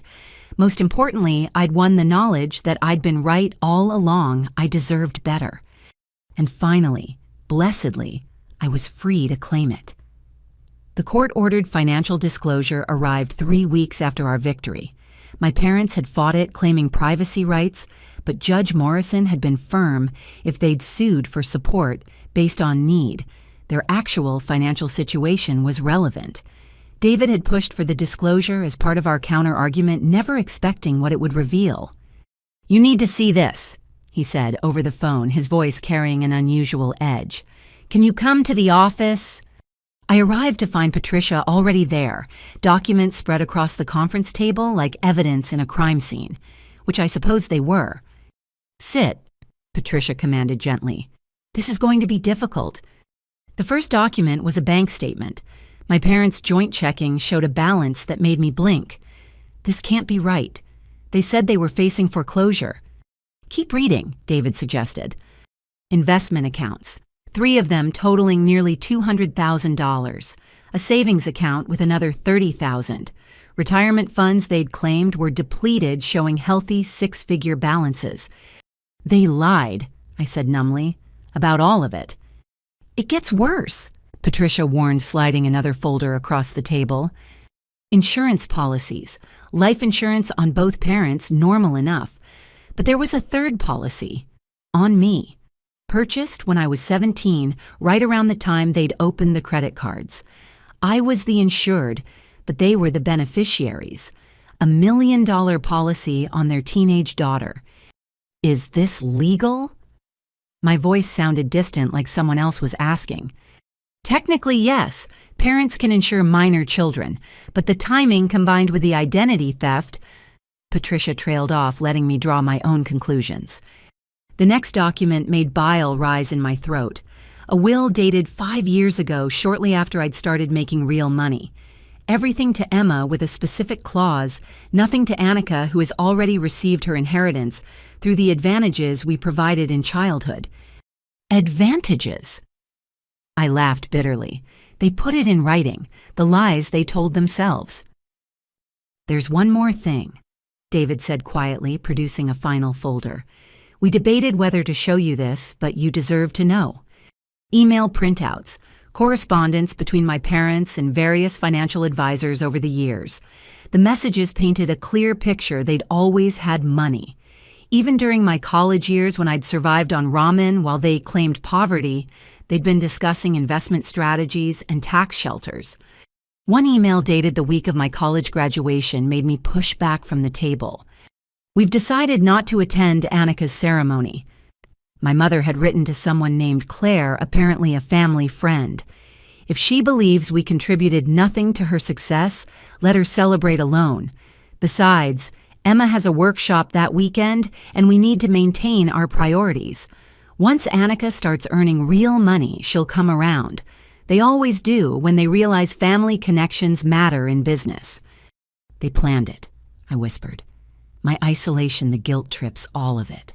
They thought they were playing a long game. Patricia's expression was grim. The pattern is clear. They invested in Emma because they saw her as compliant, likely to support them.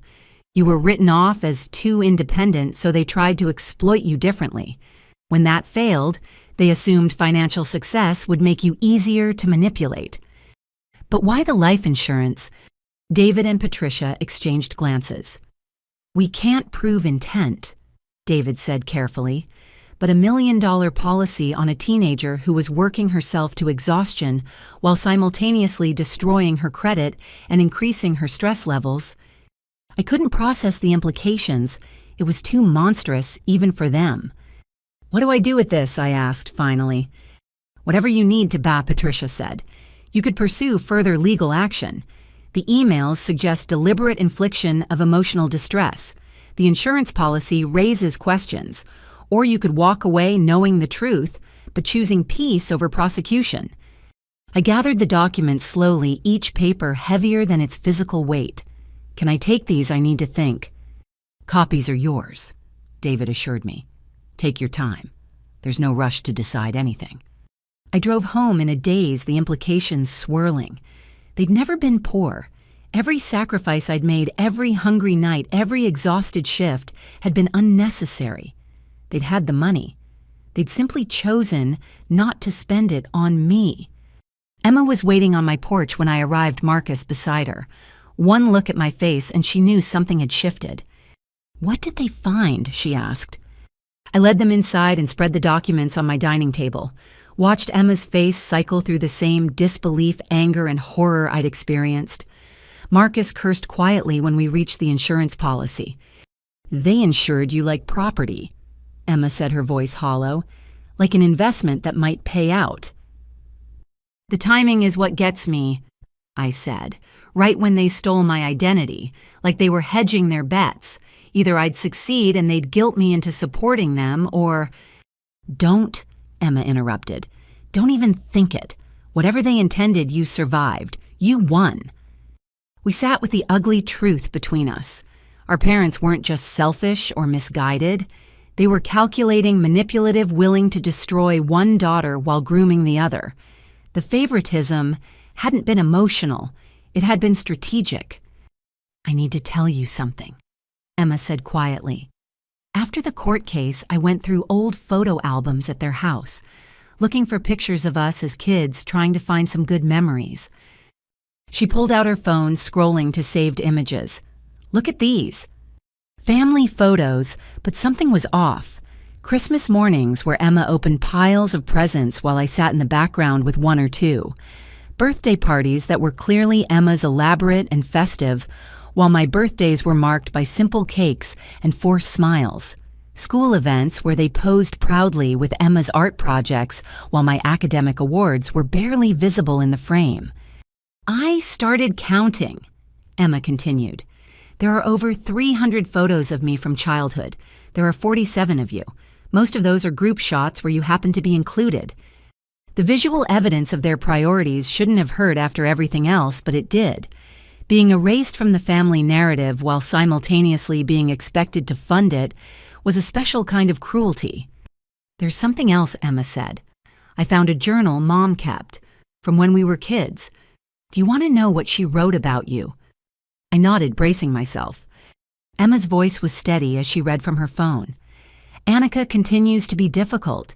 She questions everything, wants explanations for rules that should simply be followed. We've decided to focus our resources on Emma, who appreciates what she's given. Annika will have to learn life's lessons the hard way. Perhaps struggle will teach her gratitude." "When was that written?" I asked. "You were 10. 10 years old, already written off, already designated as the family scapegoat. A child who asked too many questions, who noticed the inequity, who couldn't be molded into convenient compliance." Marcus spoke for the first time. "This is abuse, full stop. Not just financial, but emotional, psychological. The whole family system was built on exploiting you." "But I escaped," I reminded them and myself. "I built a life they can't touch." "Have you, though?" Emma challenged gently. "You're still holding their secrets, protecting them from consequences. The insurance policy alone should be investigated. The emails show deliberate cruelty. Why are you still shielding them?" It was a fair question. Old habits, maybe, or the last vestige of hope that somewhere beneath the manipulation were parents who'd loved me just badly. But looking at the evidence spread before us, that hope finally died. "What would you do?" I asked Emma. "I'd burn it all down," she said without hesitation. "They made you collateral damage in their war against their own mediocrity. They bet against you and lost. Now they want to pretend it never happened. No, actions have consequences." We talked until midnight, weighing options, processing revelations. Marcus, ever practical, suggested a middle path document. Everything file reports where appropriate, but don't actively pursue charges unless they tried something again. Create a paper trail that would protect me while not engaging in a prolonged battle. "You've already won your freedom," he pointed out. "Don't let revenge become its own prison." Emma stayed the night in my guest room, neither of us wanting to be alone with the weight of truth. Over breakfast, she made a decision that surprised me. "I'm going no contact with them," she announced. "Not for you, though I hope it helps. For me, I can't look at them knowing what they did, what they planned, who they really are." "They'll blame me," I warned. "Let them. I'm done being their performing seal dancing for approval while they destroyed you. We're both free now. Let's act like it." 2 weeks later, I sat in a police station with David filing a report about the insurance policy. Not pressing charges, just creating official documentation. The detective's expression grew increasingly grim as he reviewed the timeline identity theft, million-dollar policy systematic financial abuse. "We'll keep this on file," he assured me. "If anything happens, if they escalate, we'll have grounds for immediate investigation." It felt like installing a security system, one last protection against people who'd proven capable of anything. Emma filed her own statement confirming the pattern of behavior, the calculated nature of our upbringing. Our parents' response was predictable, a smear campaign among extended family, painting us as ungrateful daughters who'd abandon them over money. But the truth has a way of seeping through propaganda. Relatives who'd initially sided with them began reaching out, sharing their own stories of loans, never repaid investments, that disappeared patterns of manipulation they'd dismissed until now. Aunt Patricia called one evening, her voice heavy with regret. "I should have seen it. Should have questioned why you were always working while Emma had everything. I'm sorry I participated in their guilt trips." "You didn't know," I offered, though her ignorance had been willful. No, I didn't want to know. It was easier to believe their version than question why a child was carrying adult burdens. That's on me. One by one, the family mythology unraveled. The successful parents who'd sacrificed everything, revealed as calculated grifters who'd sacrificed only their eldest daughter. The golden child exposed as a pawn in a longer game. The black sheep recognized as the only one who'd refused to play. But the most surprising revelation came from an unexpected source. Dr. Martinez called with news that Mrs. Chen, my old grocery store manager, had reached out to her. "She's been carrying guilt for years," Dr. Martinez explained. "She knew something was wrong but didn't know how to help. She wants you to know she kept all your employment records because she suspected you might need them someday. She saw more than she let on." All those adults who'd noticed, who'd filed away evidence, who'd watched a child work herself to exhaustion while staying silent. Part of me resented their inaction, but another part understood challenging. Parents required proof, authority, willingness to get involved in messy family dynamics. At least they'd preserved the evidence that eventually set me free. I updated my will that week, leaving everything to Emma with provisions for charity. The irony wasn't lost on me. My parents had written me out of their will, claiming I'd already received advantages. Now I was creating the will they should have written, taking care of family, because it was right, not because it was owed. Emma and I grew closer through the wreckage of revelations. She started therapy, working through her own guilt and manipulation. I continued building my business, my life, my chosen family of colleagues and mentors who'd shown me what support actually looked like. The secrets were all exposed now. Every hidden account, every calculated cruelty, every bet they'd placed against me. They'd gambled on my failure or exploitation, never considering I might simply walk away, build something they couldn't touch, reveal their true selves in the process.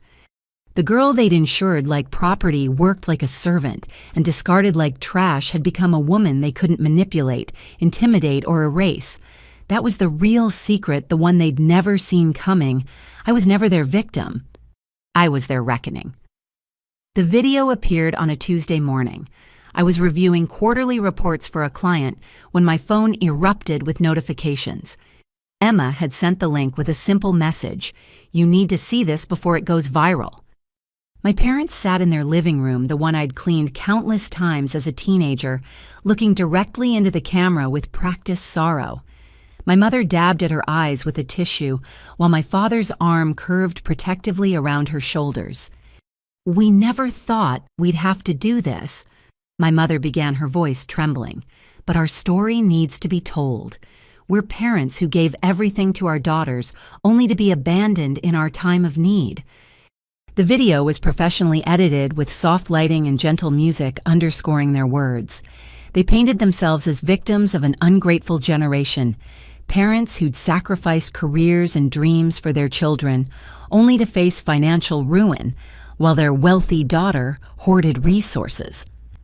"We're not asking for much," my father added, his tone reasonable, paternal. "Just basic human compassion from the daughter we raised, loved, and supported for 18 years. They'd learned from their Facebook failure. This time they'd crafted their narrative, carefully omitting specifics that could be disproven while maximizing emotional impact. Comments were already pouring in, strangers offering prayers and condemnation in equal measure. "How do you want to handle this?" Emma asked when she called minutes later. "It's already at 10,000 views." I watched the number climb in real time. 11,000, 12. The algorithmic spiral had begun. "I'm not engaging," I decided. "Let them perform. The truth doesn't need staged lighting." But remaining silent proved harder than anticipated. The video spread across platforms, shared by well-meaning people who saw only elderly parents pleading for help. My business phone began ringing with calls from numbers I didn't recognize. 2 clients canceled meetings, suddenly uncomfortable with the controversy. Rachel stormed into my office that afternoon, tablet in hand. "Have you seen what they're saying in the comments? People are doxing you, calling you heartless, threatening your business." She was right. The court of public opinion didn't care about evidence or context. They saw tears and gray hair and made their judgment. My Yelp reviews, previously glowing, were being bombed with 1-star ratings from people who'd never used my services but felt qualified to assess my character. "You have to respond," Rachel insisted. "This is affecting your livelihood now." That night, I sat in my home office camera position trying to find words that would convey 18 years of truth without sounding defensive. but every draft felt wrong too, detailed or too vague, too angry or too clinical. How did you compress a lifetime of financial abuse into social media-friendly sound bites? Emma arrived with Marcus and, surprisingly, Dr. Martinez. "I've been watching this unfold," my former professor said, settling into my reading chair with familiar authority. "You need strategic response, not emotional reaction."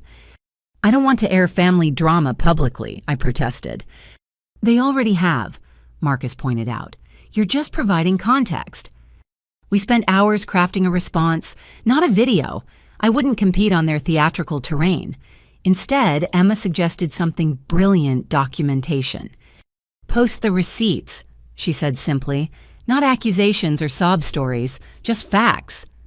The thread started simply: "Since my parents have chosen to make our private matter public, here are the facts they omitted." I posted my first pay stub from age 16, then a college transcript showing my grades maintained while working full-time, the credit report showing the fraudulent accounts, bank statements proving I'd paid my own tuition, medical bills from when I'd been hospitalized for exhaustion during finals week, paid from my savings while my parents vacationed. No commentary, no emotional manipulation. Just document after document, a paper trail of survival that spoke louder than any tearful video. Emma added her own thread. "As the favored daughter in this situation, I need to speak up. Yes, I received dance lessons and art camps. Yes, I got a car and spending money. What I didn't know until recently was that it was all paid for by my sister's childhood." She posted photos she'd found me asleep over textbooks, dark circles under teenage eyes. Me in my grocery store uniform at school events, unable to change before attending. Me at graduation alone while they attended my workshop. The narrative began shifting. People who'd rushed to judgment started asking questions. Why did a 16-year-old need to work 30 hours a week? Why were there credit cards in her name? How did parents claim poverty while renovating their kitchen? But my parents escalated.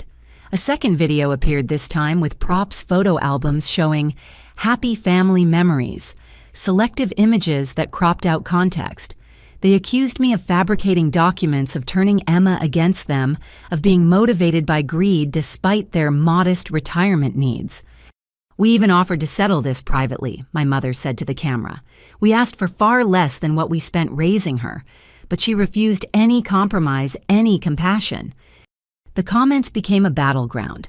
Supporters and detractors waged war with keyboards dissecting every claim and counterclaim. The story spread beyond regional interest, picked up by online forums dedicated to family drama and generational conflicts. Then something unexpected happened. Mrs. Chen created her own video. The former grocery store manager sat in her kitchen, no staging or scripts, and spoke directly to the camera. "I don't do social media usually, but I can't watch lies spread about someone I watched grow up. Annika Brennan worked for me from age 16 to 20. That child was exhausted every single day. She fell asleep standing up during inventory. She calculated whether she could afford a $2 sandwich for dinner. She held up old scheduling logs. 30 hours a week during school, 40 during summer, perfect attendance because she couldn't afford to miss a shift. You want to know about sacrifice? Ask the 16-year-old who worked Christmas Eve while her family celebrated without her." Her video went viral faster than my parents'. The authenticity resonated. No agenda beyond truth, no carefully crafted narrative, just an elderly woman defending someone she'd watched struggle. Others began speaking up. Dr. Martinez posted about my academic achievements despite impossible odds. Janet from my firm shared how I'd worked holidays to establish myself. The judge who dismissed my parents' case while maintaining professional boundaries liked and shared Mrs. Chen's video, a subtle but powerful endorsement. My parents tried a third video, but desperation showed through the polish. They attacked Mrs. Chen as a stranger who couldn't understand family dynamics. They suggested I'd manipulated Emma, poisoned her with lies. They even hinted at legal action against those defaming them. That's when David stepped in with his own statement. "As attorney for Ms. Brennan, I can confirm all documentation posted is authentic and was verified in court. the same court that dismissed her parents' claims and suggested criminal investigation for fraud. Any claims of fabrication are demonstrably false and potentially libelous.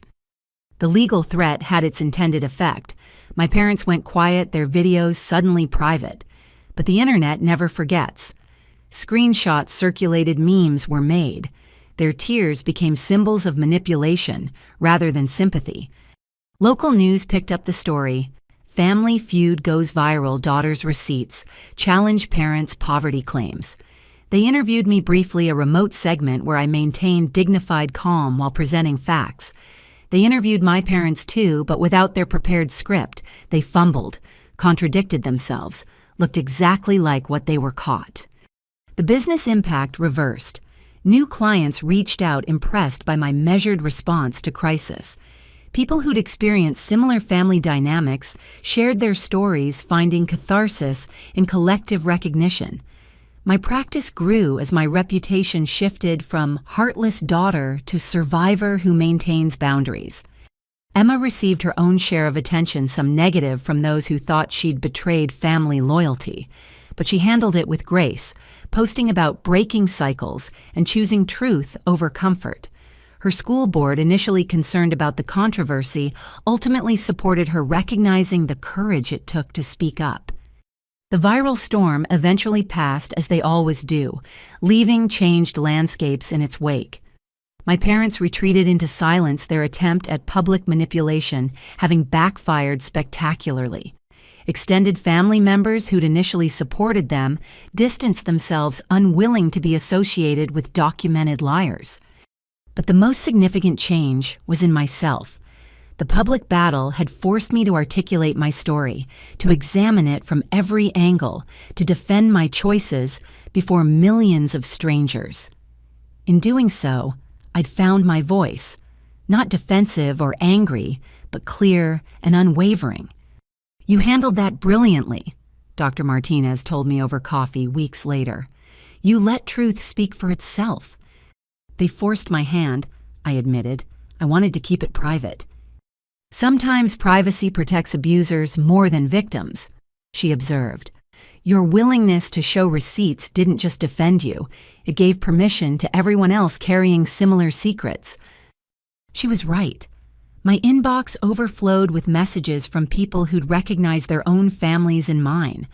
Adult children scapegoated for independence, siblings discovering financial favoritism, parents who'd rewritten history to avoid accountability. I'd won more than a public relations battle. I'd contributed to a larger conversation about family obligation and the price of truth. My parents had wanted to shame me into compliance. Instead, they'd created a case study in how manipulation fails when met with documentation. The video that started it all remained online comments, disabled view, count frozen at just over 1 million, a digital monument to their miscalculation. They'd thought public pressure would succeed where private guilt had failed. They'd thought wrong, because the girl they'd raised to be invisible had learned the power of being seen. The daughter they'd taught to document everything had kept every receipt. The child they'd bet against had learned to play a longer game. And in the court of public opinion, just as in actual court evidence, won. The letter arrived on a Thursday formal legal letterhead, making my stomach clench before I'd even opened it. Judge Morrison had ordered mediation, one last attempt at resolution, before my countersuit for fraud and harassment could proceed. Despite everything the legal system preferred, families find peace outside courtrooms. "You don't have to agree to this," David assured me over the phone. "We can push forward with criminal charges instead." But I found myself considering it. Not for my parents, but for myself. Maybe facing them in a controlled environment with professional mediators would provide the closure that viral videos and court battles hadn't achieved. One session. I decided. If they're genuinely willing to acknowledge what they've done, I'll listen. If not, we proceed with charges. The mediation center occupied the 3rd floor of a downtown office building, all neutral colors and conflict resolution posters. Emma insisted on coming Marcus by her side. My parents arrived with their attorney, and to my surprise, Aunt Patricia, Uncle James, and several cousins. They'd brought an audience to what should have been a private resolution. The mediator, Dr. Rebecca Thornton, surveyed the crowded conference room with barely concealed frustration. "This is typically a smaller gathering," she noted diplomatically. "Family members beyond the immediate parties can wait outside. We're here as character witnesses," Aunt Patricia announced, "to speak to what kind of parents Brad and Diane have always been." "This isn't a trial," Dr. Thornton explained patiently.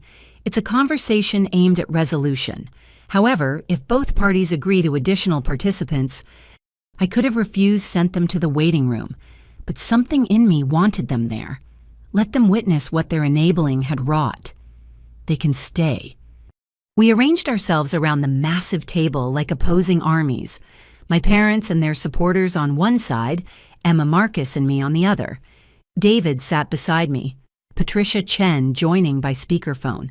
Dr. Thornton took her position at the head, professional calm, radiating from her posture. "Let's begin with opening statements," she suggested. "Mr. and Mrs. Brennan, would you like to share your perspective?" My father cleared his throat, shuffling papers he'd prepared. "We're here because our family has been torn apart by misunderstandings and financial disputes. We want to heal these wounds to find a way forward that honors the love we've always had for both our daughters." Love. The word sat in the air like a lie everyone could see, but no one would initially call out. "Ms. Brennan," Dr. Thornton prompted, "your response—" "I'm here because the court ordered it," I said simply. "My parents sued me for money after years of financial abuse. When that failed, they tried public humiliation. I'm willing to listen, but not to pretend this is about misunderstandings. It's about documented patterns of exploitation."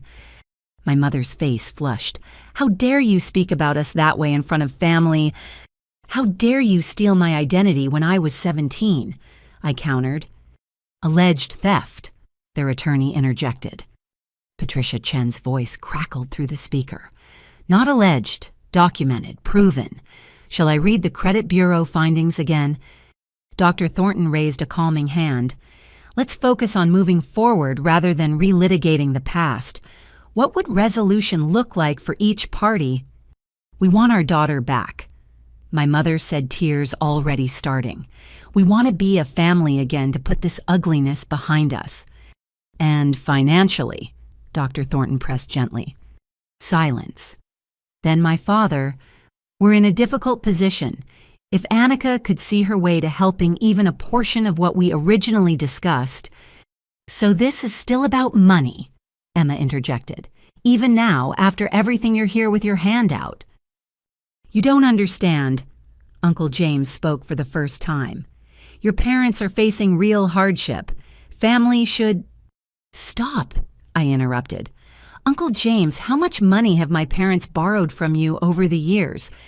His face reddened. "That's not relevant." "It's entirely relevant. How much?" "Around 15,000, he admitted reluctantly. "But they had expenses raising 2 daughters. Did they tell you I paid my own way through college, that Emma received everything while I got nothing? Did they mention the credit cards, the fraud, the life insurance policy they took out on me?" Murmurs rippled through the family contingent. Several cousins exchanged glances. Apparently some details had been withheld from the extended family narrative. What life insurance policy Aunt Patricia demanded. David produced the documentation. A $1 million policy on Annika, purchased when she was 17, right around the time they fraudulently opened credit cards in her name. The timing is interesting. The room erupted. Family members who'd come to support my parents suddenly had questions. Why would they insure a teenage daughter for such an amount? Why hide it? What were the implications? My parents tried damage control, talking over each other about planning for the future, protecting assets, standard financial planning. But the more they explained, the worse it sounded. Dr. Thornton struggled to regain control as accusations flew across the table. "Enough!" Emma's voice cut through the chaos. She stood trembling but determined. You want to know what kind of parents they are? Let me tell you about the childhood everyone thinks was so perfect. She pulled out a notebook, pages of preparation visible. Age 4 started dance because Mom wanted a performer. Not because I loved it, but because she needed something to brag about. Age 8. Told Annika couldn't attend my recital because someone had to work her grocery store shift. I thought it was normal that my teenage sister was never around. Emma, sweetheart. Our mother tried to interject. I'm not done, Emma continued. Age 12 overhead. Mom telling her friends that investing in me was smart because I was manageable, while Annika was difficult. Age 16. Given a car, while Annika took 3 buses to work. Told myself she chose to struggle, believed the lies because the truth was too ugly. Her voice broke. Age 18. Found out my college fund, the one they'd been promising since birth, gambled away on cryptocurrency. The same year, they demanded Annika pay my tuition from her savings. $60,000 they expected her to hand over after stealing her childhood to fund mine. Marcus put his arm around her as she sat heavily. The room had gone silent, even my parents temporarily stunned by their favored daughter's betrayal. Is this true? Cousin Marie asked quietly. All of it. They have receipts for everything, I confirmed. Pay stubs from when I was 16. College transcripts showing I worked full-time while maintaining a 4.0. Credit reports showing the fraud. Bank statements proving they had money while claiming poverty. Every lie documented. Aunt Patricia turned to my parents, her expression shifting from supportive to horrified. You told us Annika was ungrateful, that she abandoned you despite everything you sacrificed. We did sacrifice, my father insisted. Do you know how hard it is to raise children? The costs, the time, the energy? I raised 3 kids, Aunt Patricia shot back. Never stole their identities or insured them like investment properties. Never made one work to exhaustion while spoiling the other. That's not sacrifice, Brad. That's abuse. The family alliance crumbled in real time. Uncle James remembered loans never repaid. Cousins recalled holiday gatherings where I was always absent, always working. The pattern became clear once they stopped accepting the narrative they'd been fed. Dr. Thornton attempted to salvage the session. Let's return to the question of resolution. Ms. Brennan, what would you need to consider reconciliation? I'd thought about this extensively. What would it take? What could possibly repair 18 years of exploitation? Full acknowledgement of the financial abuse, I began. Repayment of the fraudulent credit card debt with interest. Dissolution of the life insurance policy. Written apology to Emma for manipulating her. And genuine therapy to address their patterns of manipulation. That's ridiculous, my mother sputtered. We're not going to grovel because you've decided to rewrite history. See, I turned to Dr. Thornton. They can't even acknowledge documented fraud. How can we move forward? Perhaps if we break this down into smaller steps, the mediator suggested. Starting with the credit cards. Mr. and Mrs. Brennan, do you acknowledge opening accounts in Annika's name? It was for family expenses, my father said defensively. Without her knowledge or consent, she was a minor. We had every right. No, Patricia Chen interrupted via speaker. You had no right. It was identity theft regardless of her age.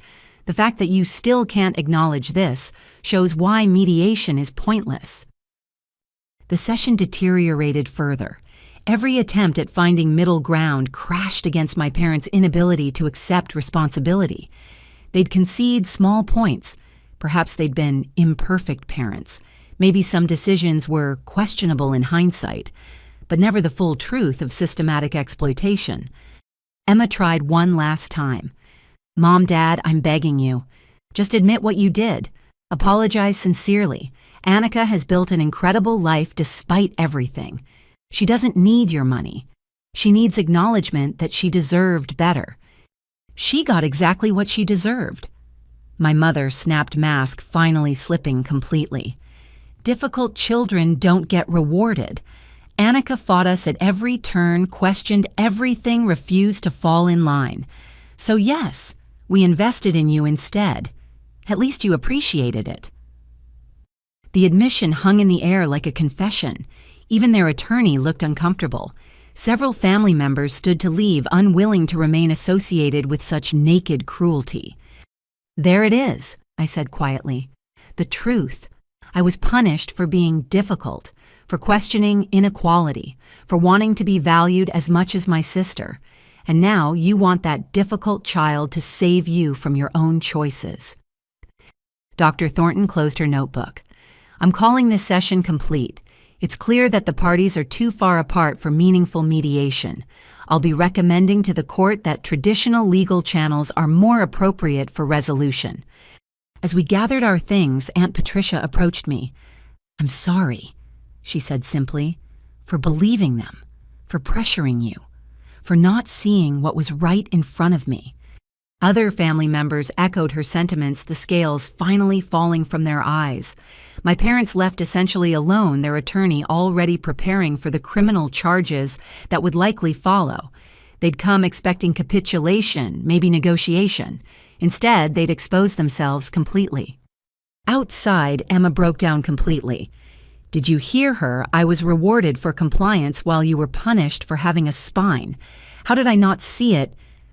Because children aren't supposed to have to decode their parents' pathology," I reminded her. "Because you were a kid who trusted what you were told. The responsibility was never yours." David and Patricia Chen conferred about next steps, but I found myself oddly at peace. The mediation had failed in its stated purpose, but succeeded in another final confirmation that my parents were exactly who I'd known them to be. No hidden depths of love, no misguided but genuine care, just calculated users who'd ranked their children by perceived return on investment. "What now?" Marcus asked as we stood in the parking garage. "Now we move forward with the criminal case," I decided. They had their chance at resolution. They chose to double down instead. Emma squeezed my hand. "I'll testify again, as many times as needed." We parted ways, but not before Emma said something that stayed with me. "You know what's ironic? They called you difficult because you wouldn't break. But that stubbornness they punished, it's exactly what saved you." She was right. Every trait they'd penalized, my questions, my independence, my refusal to accept less than I deserved, had been my salvation. They'd tried to break me for being unbreakable. The ultimate irony was that their abuse had only forged me stronger. The mediation had been a disaster by conventional standards. No reconciliation, no meeting of minds, no tearful healing.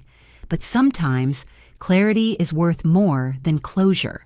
Sometimes the gift is knowing exactly who people are, so you can stop hoping they'll become who they never were.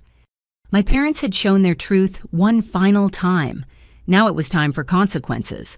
The criminal charges were filed on a Monday. Identity theft, fraud, harassment. David had warned me the process would be slow, that white-collar crime often took back seat to more immediate dangers. I'd made my peace with that, prepared for a long legal battle. Then Emma did something that changed everything. She started a podcast. Breaking the Golden Child launched without fanfare, just Emma at her kitchen table, with a basic microphone, talking about growing up as the favored child in an abusive family dynamic. Her first episode was raw, unedited 30 minutes of truth that hurt to hear. "I benefited from my sister's exploitation," she said directly to her audience of initially dozens. "Every dance class, every art camp, every opportunity was paid for with her childhood, and I let it happen because acknowledging it would have cost me my comfort." She interviewed experts on family scapegoating, financial abuse, sibling dynamics in dysfunctional homes. But it was the fourth episode that went viral, the life insurance policy when parents bet against their children. Emma had done her research. She'd found similar cases patterns of parents who insured children they simultaneously neglected. She'd consulted with insurance investigators, former FBI agents specializing in family fraud. The implications she laid out were chilling and methodical. "My parents insured my sister for $1 million when she was 17, Emma stated. The same year they stole her identity for credit cards. The same year they told her college was her responsibility. The same year she was working 30 hours a week while going to school. Draw your own conclusions. The podcast exploded. True crime enthusiasts picked it up, dissecting each episode for clues about our parents' intentions. Family therapists used it as a teaching tool about golden child scapegoat dynamics. Most importantly, investigators started paying attention. Detective Sarah Chen, no relation to Mrs. Chen from the grocery store, called me on a Tuesday afternoon. Ms. Brennan, I've been assigned to review your case. Your sister's podcast raised some questions we'd like to explore. We met at the police station where Detective Chen had assembled a timeline that made my skin crawl. The credit cards, the insurance policy, my hospitalization for exhaustion during college, even a car accident I'd had at 19 while driving to work on 3 hours of sleep, all mapped out with clinical precision. Were there other incidents? She asked carefully. Times when you felt unsafe or when accidents seemed to happen more frequently. I thought back. The food poisoning after refusing to co-sign a loan, the brake failure on my ancient car after a fight about money, the apartment break-in where nothing was stolen but my financial documents were disturbed. All things I'd written off as bad luck now viewed through a different lens. I can't prove anything, I said carefully. Let us worry about proof, Detective Chen assured me. Just tell us what happened. Meanwhile, Emma's podcast grew. She interviewed me for episode 8, our first public conversation about the full scope of our childhood. The response was overwhelming. Thousands of messages from people who recognized their own families, who finally had language for what they'd experienced. But it was Marcus who provided the real turning point. He'd been quietly investigating something that bothered him since the mediation. Your parents' cryptocurrency losses, he said one evening over dinner. I know people in that space. The timing seemed off, so I did some digging. He spread printed blockchain transactions across my dining table. The wallet addresses the amounts, the dates. Then he showed me something that made Emma gasp. These transfers happened after they sued you, Marcus explained. After the court ordered financial disclosure, they moved almost 100,000 through various crypto exchanges, probably thinking it was untraceable. They hid assets during legal proceedings. I struggled to process this new level of deception. It's worse, Marcus continued. The losses they claimed never happened. They just moved money offshore, cried poverty, then tried to guilt you into replacing funds that were never lost. We took everything to Detective Chen, who brought in financial crime specialists. The investigation expanded, reaching tentacles my parents couldn't have anticipated. Their attorney withdrew from representation, claiming irreconcilable differences in legal strategy. Then came the afternoon that shifted everything into sharp focus. Emma called breathless with discovery. I found something in their house, she said. I still had a key, went to get some old photos, but I found documents. Annika, they've been planning this for years. She arrived with a box that made my hands shake. Insurance documents not just on me, but on Emma, too. Investment statements showing careful positioning. Most damning, a journal in my father's handwriting detailing their retirement strategy. One entry dated 5 years prior made bile rise in my throat. Annika continues to exceed expectations professionally. With proper pressure, she could easily support our retirement. The key is timing. Wait until she's established, but before she marries or has obligations. Emma remains the backup plan, though her earning potential is lower. May need to revisit the insurance policies if Annika proves too difficult to manage. Too difficult to manage. There it was in black ink. I wasn't a daughter. I was an investment that required management, a resource requiring optimization. The journal detailed strategies for maintaining emotional leverage, creating financial dependencies, even contingencies if I failed to cooperate. There's more, Emma said quietly. She pulled out printed emails between our parents and someone named Richard Vance. He's a family financial strategist, specializes in helping parents maximize support from adult children. They've been paying him for consultations. The emails were damning. Discussions of optimal pressure points, creating urgency through crisis, leveraging sibling dynamics for maximum return. My entire life reframed as a business strategy, my independence as a problem requiring professional intervention. Detective Chen's team descended on the evidence like archaeologists at a pristine dig site. Every document cataloged, every transaction traced, every connection mapped. What emerged was a conspiracy that stretched back over a decade. "This changes things," she told me after reviewing everything. "This isn't just fraud or harassment. This is organized, premeditated with clear documentation of intent. We're looking at potential racketeering charges." Racketeering. My parents faced RICO violations usually reserved for organized crime.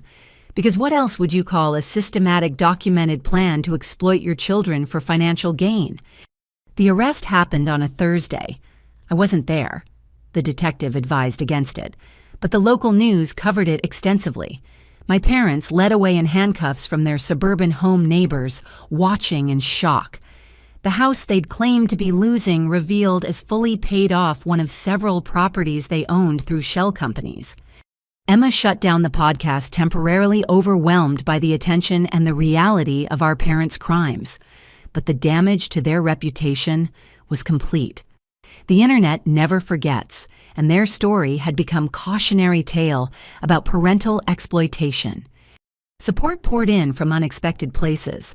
A GoFundMe started by podcast listeners to help with my legal fees raised $50,000 in 3 days before I could shut it down, redirecting funds to a charity for financial abuse survivors.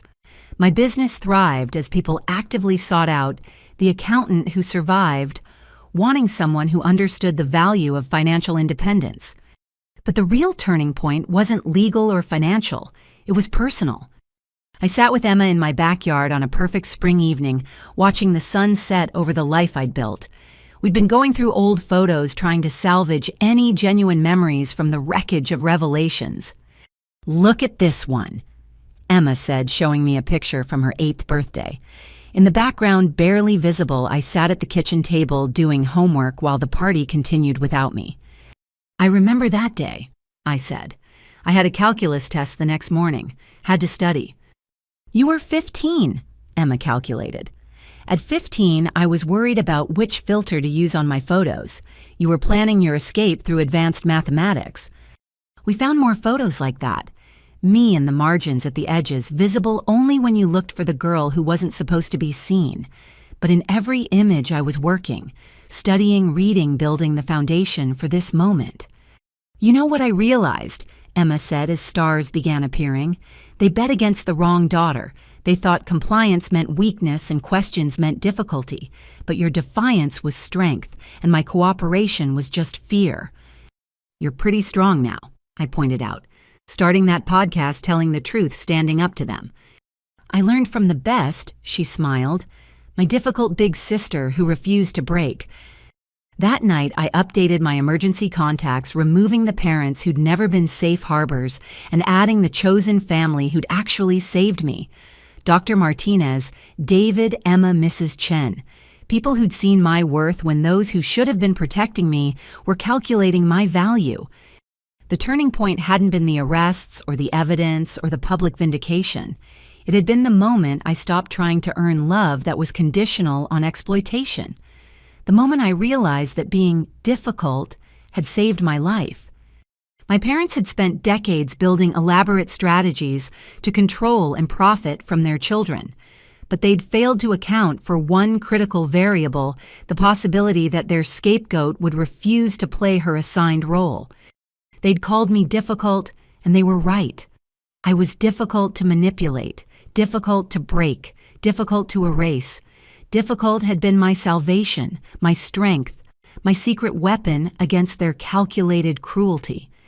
And now, finally, it was my triumph. The courtroom was different this time. Federal, not state.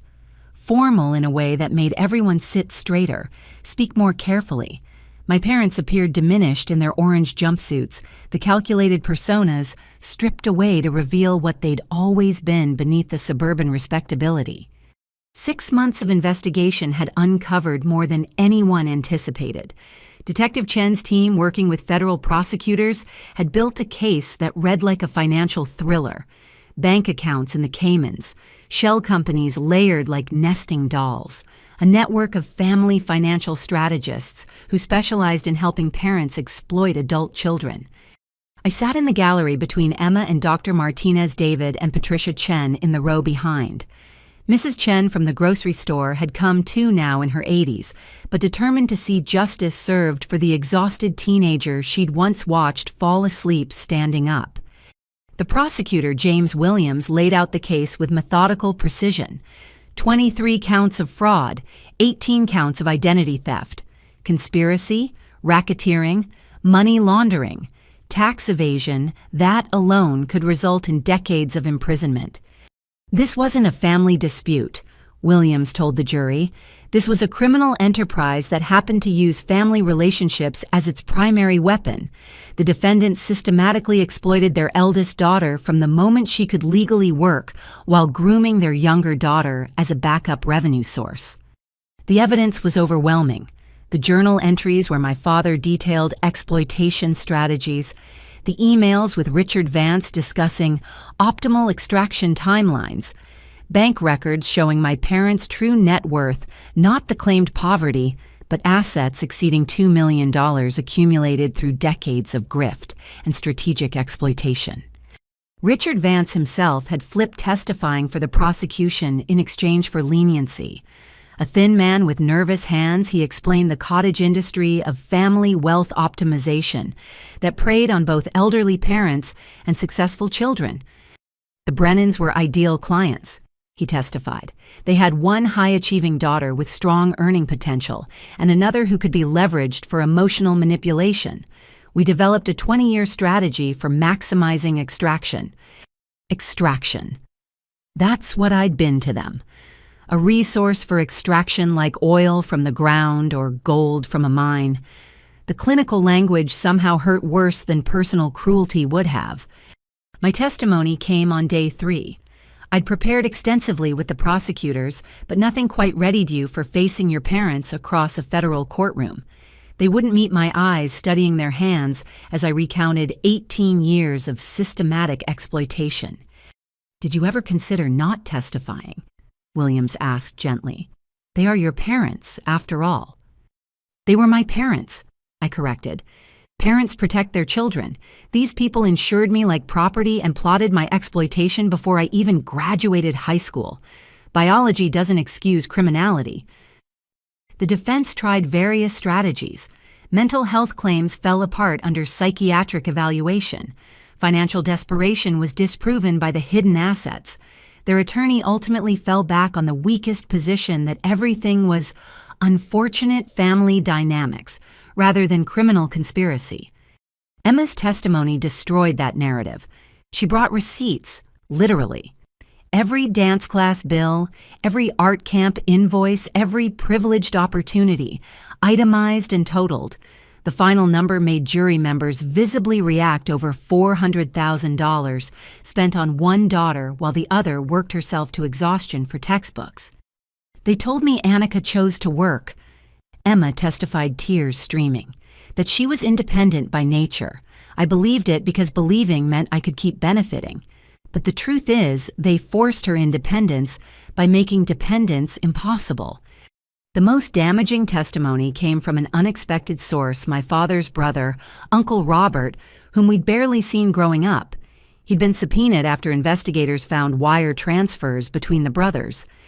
Brad came to me 15 years ago, he testified reluctantly. Said he needed help hiding assets from potential creditors. I assumed it was business-related. I never imagined the creditors he feared were his own daughters discovering the truth. He produced documentation of offshore accounts, property transfers, a web of financial manipulation that predated my birth. This wasn't a recent desperation move. This was generations of grift. My grandparents' estate similarly pillaged my father, learning from his parents how to extract value from family bonds. The defense's case lasted less than a day. Character witnesses who crumbled under cross-examination. Financial advisors who admitted they'd never actually seen documentation of the supposed losses. My parents themselves declined to testify, perhaps the first wise decision they'd made. Closing arguments brought everything full circle.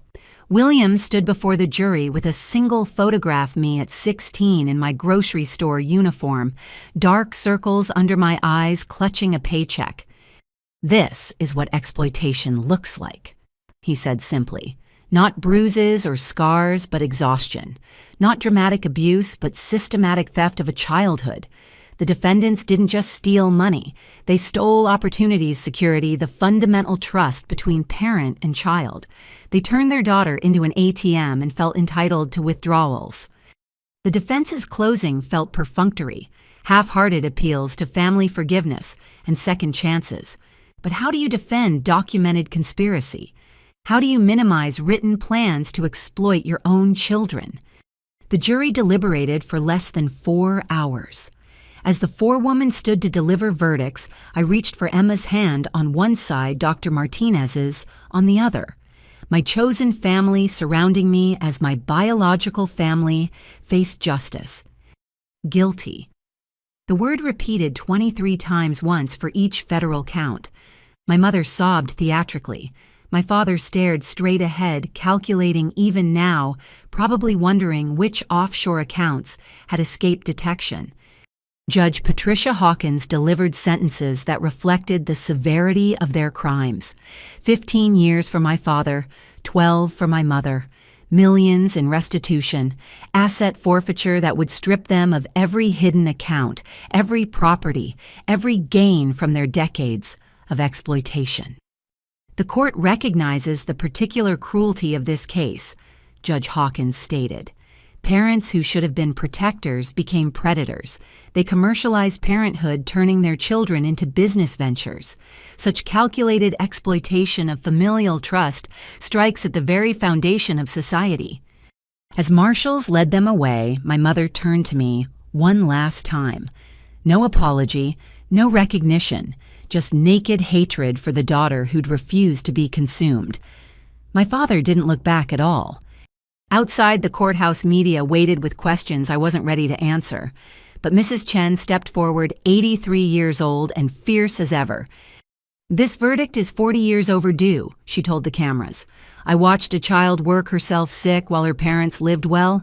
Today, that child got justice. Remember her story next time you see a teenager exhausted behind a counter. Someone should be protecting them, not profiting from them." We celebrated quietly at Dr. Martinez's house, the weight of victory mixed with exhaustion from the fight. Emma and Marcus announced their engagement, planning a small wedding that would celebrate chosen family over blood relations. I promised to help however they needed, and meant it free from calculation or obligation. "How do you feel?" Dr. Martinez asked as the evening wound down. I considered the question. Relief, certainly. Vindication. But also a strange emptiness where anger had lived for so long. My parents were gone, not just physically, but legally, financially, finally. The verdict had formalized what I'd known for years. I was orphaned by choice, not chance. "Free," I said finally. "I feel free." That night, I sat in my home office, updating client files, the normal rhythm of work soothing after months of legal chaos. My phone buzzed with messages of support, interview requests, book deal inquiries I'd consider later. But for now, I focused on the simple pleasure of work chosen rather than forced success, earned rather than extracted. The legal victory was complete, but the personal one had come earlier. The moment I'd refused to hand over my down payment, the day I'd said no to funding Emma's art school, every boundary held against decades of trained compliance. The verdict simply confirmed what I'd already claimed, the right to my own life. My parents would serve their sentences in different facilities, their criminal partnership finally severed. They'd have years to contemplate their choices, though I doubted they'd use the time for genuine reflection. Narcissists rarely reformed. They simply found new narratives to justify old patterns. But their patterns no longer concerned me. I had tax returns to prepare, a business to run, a life to live unencumbered by their expectations or exploitations. The girl they'd insured like property had become a woman they couldn't touch, protected not by their conditional love, but by her own fierce independence. The verdict was guilty, but I was finally fully innocent, cleared of false obligations, freed from manufactured guilt, validated by 12 strangers who'd seen the evidence and named it criminal. Justice served cold, perhaps, but after a lifetime of gaslighting, cold truth felt like warmth. 6 months after the verdict, life had found new rhythms. My business expanded, requiring an actual office and 2 employees. Emma's wedding planning filled our conversations with normal concerns. Flowers and catering rather than fraud and court dates. The sunrise looked different when you weren't viewing it through bars of perpetual defense. Then Marcus called on a Tuesday evening with news that stopped me cold. "Your mother's in the hospital," he said carefully. "Heart attack. She's stable, but it's serious." I felt nothing. Then guilt about feeling nothing. Then anger about the guilt. The emotional spiral was familiar territory even after years of therapy. "How do you know?" I asked. Her court-appointed advocate reached out to Emma. "Apparently she's been asking for you both." Emma arrived at my house an hour later, her face a mirror of my own confusion. We sat at my kitchen table, the same one where we'd first looked at evidence of our parents' crimes, now discussing whether to visit the woman who'd orchestrated decades of exploitation. "I don't owe her anything," Emma said firmly. "The court made that clear." "No," I agreed. "But this isn't about owing. It's about deciding who we want to be." We talked until midnight, weighing obligation against self-preservation. In the end, curiosity won. We needed to see who our mother had become without our father's influence, without money to manipulate, without power to wield. The federal medical facility was 2 hours away. We drove in silence, Emma's hand occasionally reaching for mine, when the weight of what we were doing threatened to overwhelm. Walking those sterile corridors felt like entering another life, one where normal families visited sick relatives without calculating risk. She looked smaller in the hospital bed, gray in ways that had nothing to do with hair color. The designer clothes replaced by standard issue, the careful makeup absent. For the first time in my life, my mother looked vulnerable. Her eyes widened when we entered, tears immediately flowing. "You came," she whispered. "We're here for closure," I said clearly. "Not forgiveness, not reconciliation, just closure." She nodded, seeming to shrink further. "I understand. I've had time to think. 6 months of nothing but time." Emma stood by the door, unwilling to come closer. I took the visitor's chair, maintaining distance even while sitting. "The doctors say I need surgery," she continued.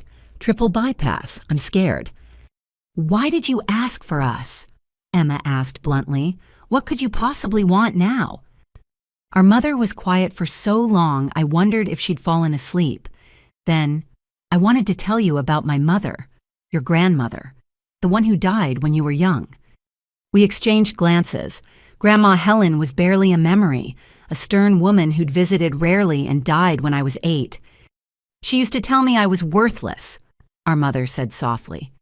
"That I'd amount to nothing. That my brother was the only one worth investing in. Sound familiar?" The parallel hit uncomfortably.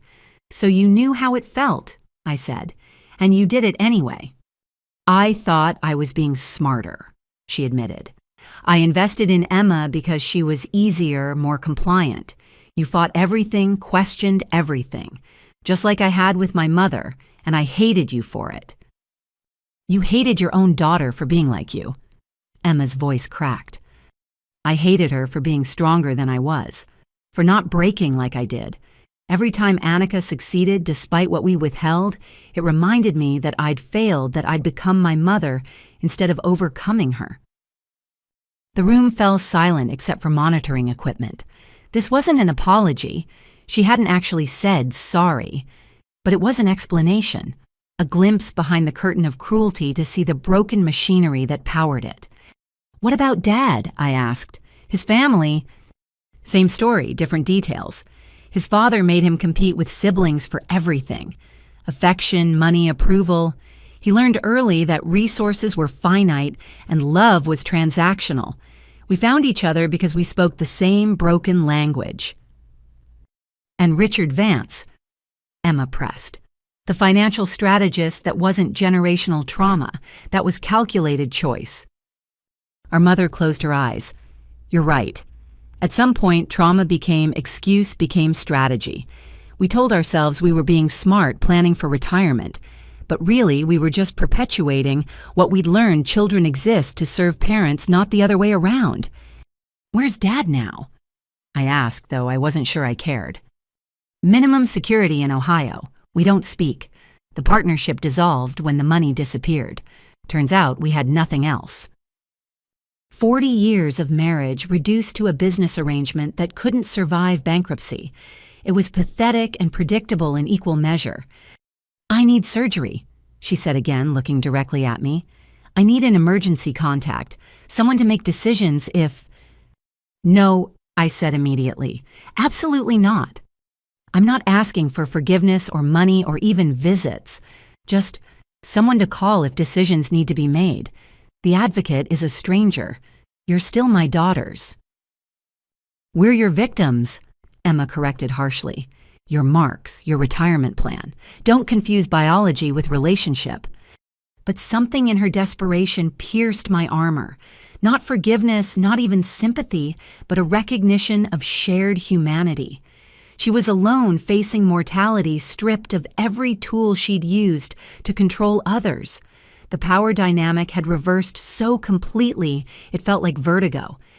I'll be your medical contact, I heard myself say. For this surgery only. No visits, no updates unless critical. Just someone they can call if you can't make decisions yourself. Emma stared at me like I'd lost my mind. Our mother wept with what seemed like genuine relief. Why? Emma demanded as we walked back to the car. After everything? Because I can, I said simply. Because choosing limited compassion from a position of strength feels different than being forced into unlimited sacrifice from a position of weakness. She has no power over me anymore. This is my choice, my boundary, my terms. The surgery was the following week. I signed papers, spoke with doctors, made necessary decisions when she couldn't. She survived beginning a long recovery I monitored from distance. Emma remained furious at what she saw as weakness, but I felt something shifting. Months passed. She was transferred back to serve her remaining sentence.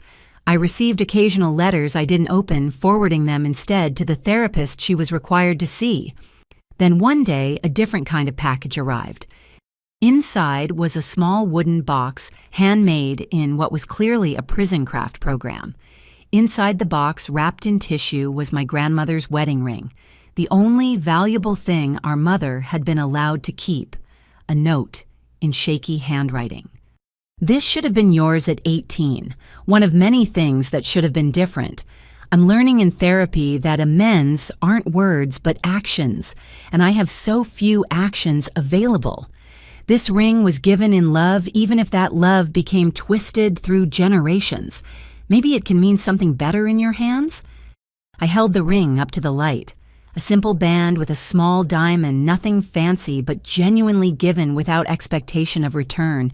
She couldn't manipulate from prison, couldn't benefit from this gesture. It was simply acknowledgement of debt that could never be repaid. Emma and I talked for hours about what to do. In the end, I had the ring reset into a pendant, wearing it not as symbol of their love, but of my own survival. A reminder that cycles can be broken, that damaged people sometimes recognize their damage too late, but recognize it nonetheless. I never visited again. When she was released to a halfway house 8 years later, we didn't reunite, but I paid for her stay in a modest assisted living facility, ensuring she had dignity in age she'd tried to steal from my youth. Not because I forgave her. Forgiveness wasn't mine to give for such calculated cruelty, but because I could choose mercy from strength, where she'd chosen exploitation from fear. Emma eventually understood, even if she never agreed. You're better than they deserved.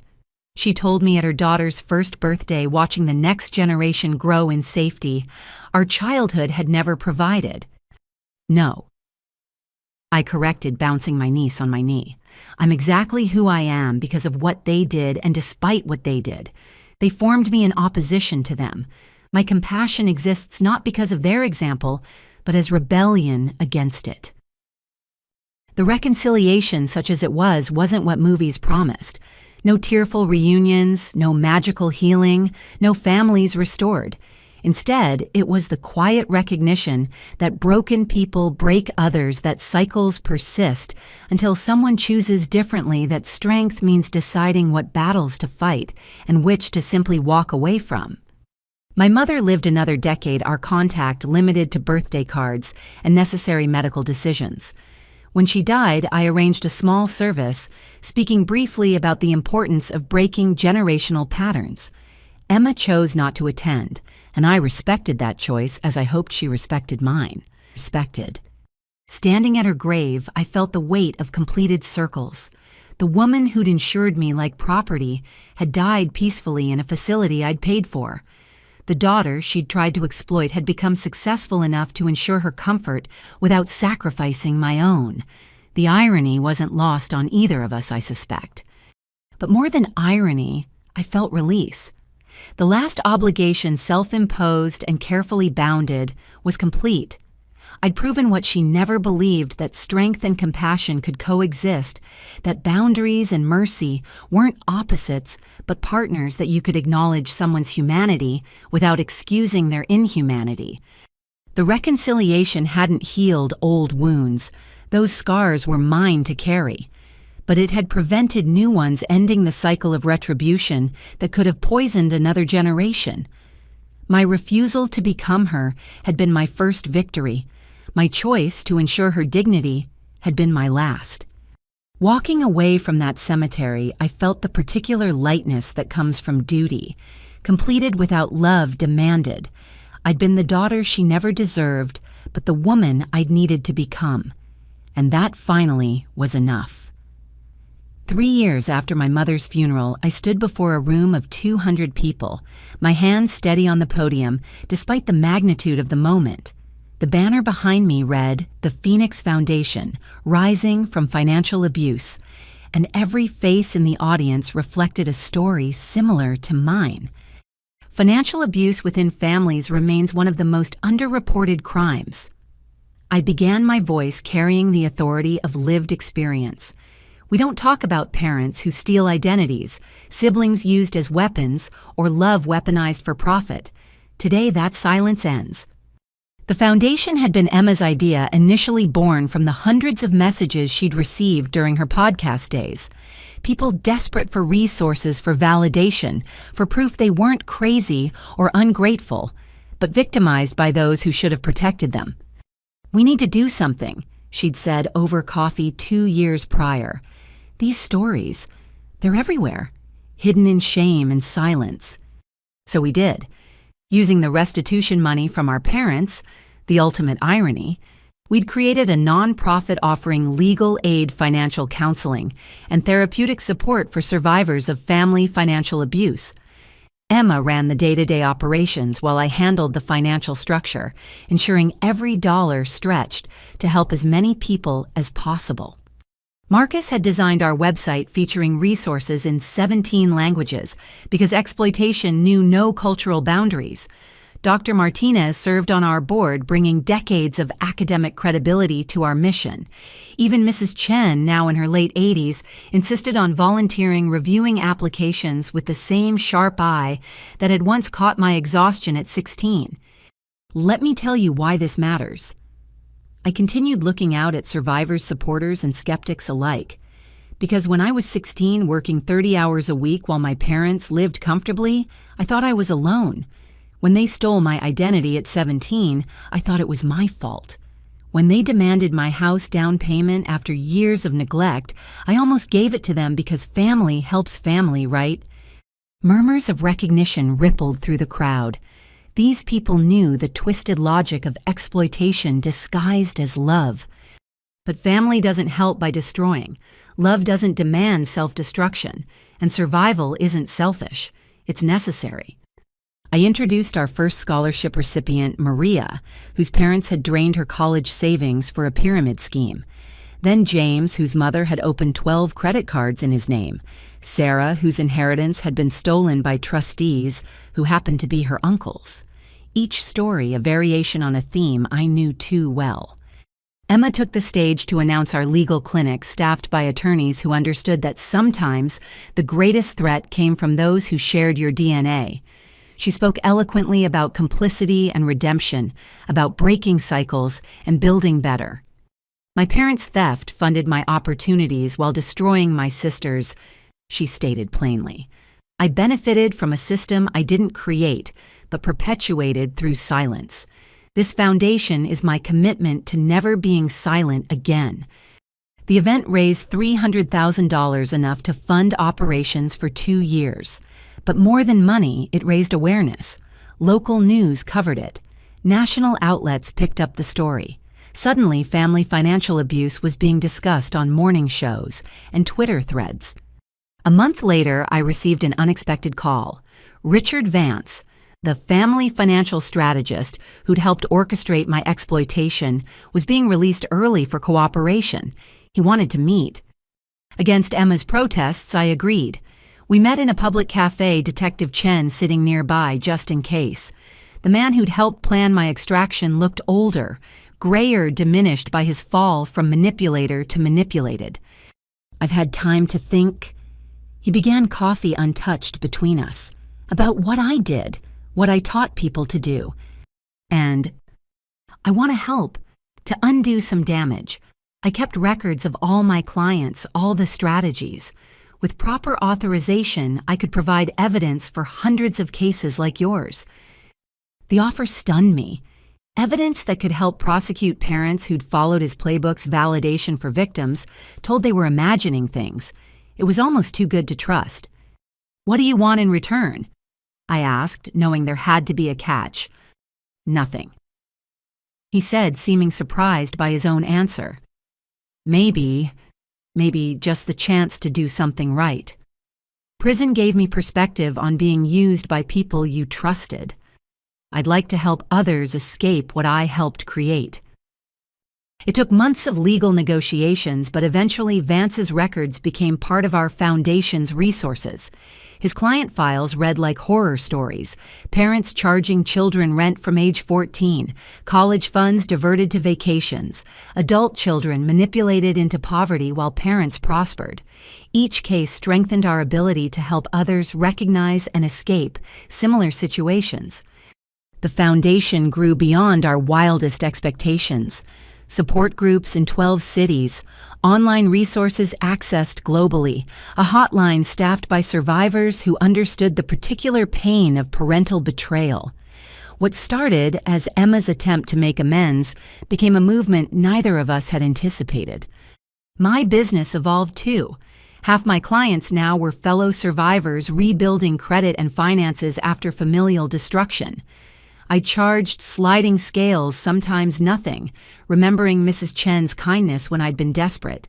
Success meant being able to pay forward what had been given to me. You've built something amazing, Dr. Martinez observed during a board meeting.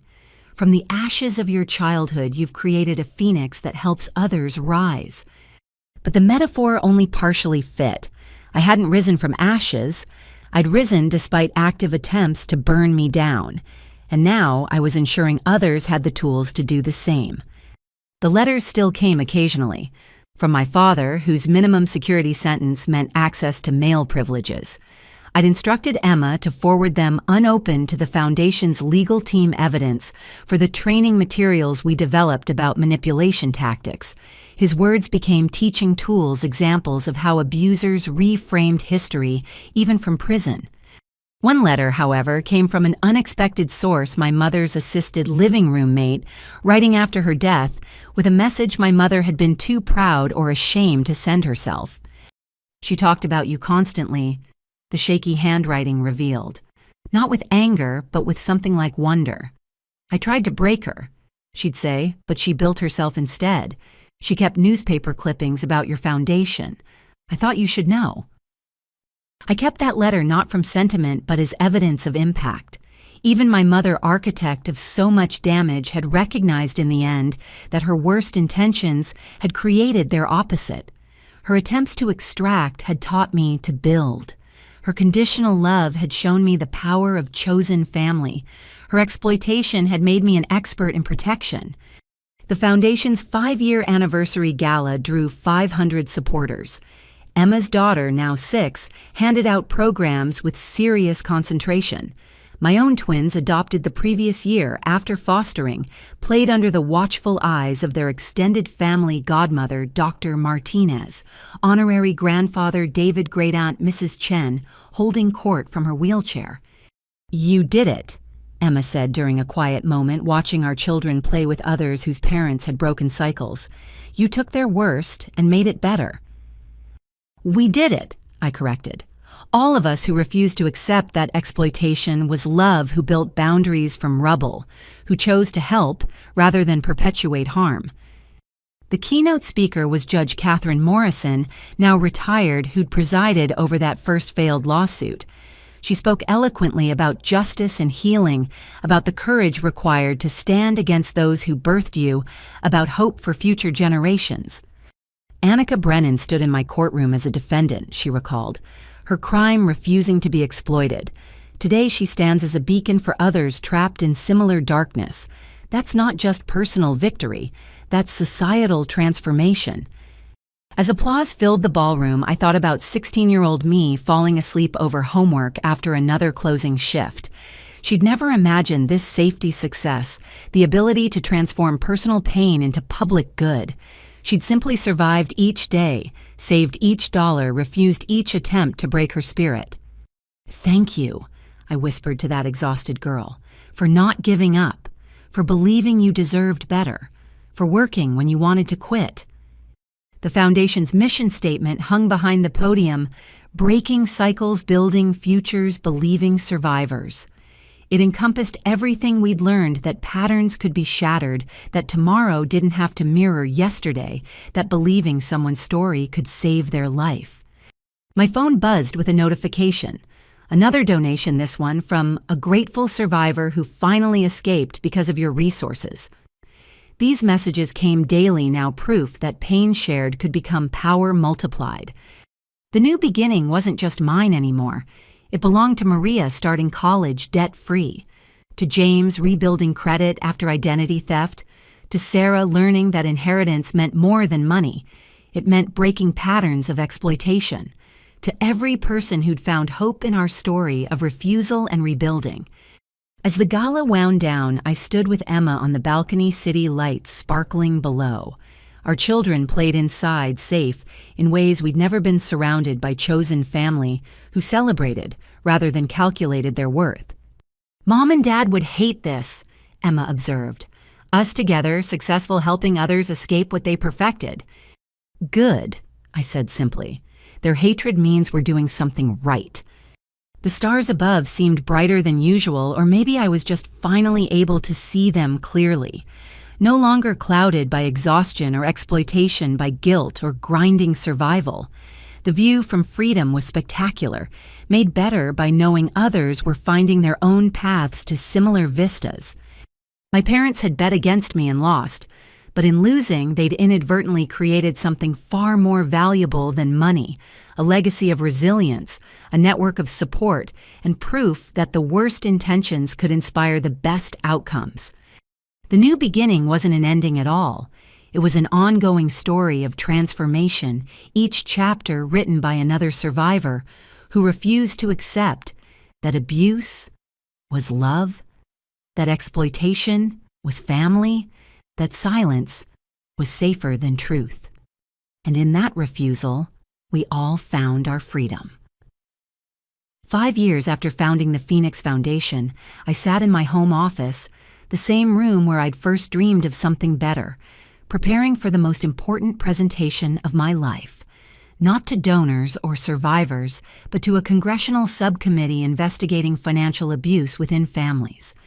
Emma sat beside me now, Director of Survivor Services, her testimony equally vital. We'd built something that caught national attention, forcing conversations about crimes too often dismissed as family matters. Today we had the chance to push for real legislative change. "Ready?" Emma asked, straightening her notes one final time. "Ready."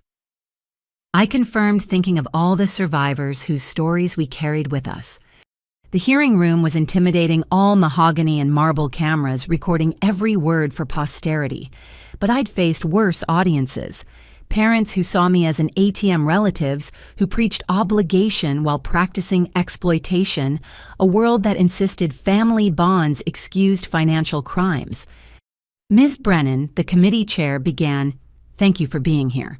Please tell us why federal legislation addressing familial financial abuse is necessary."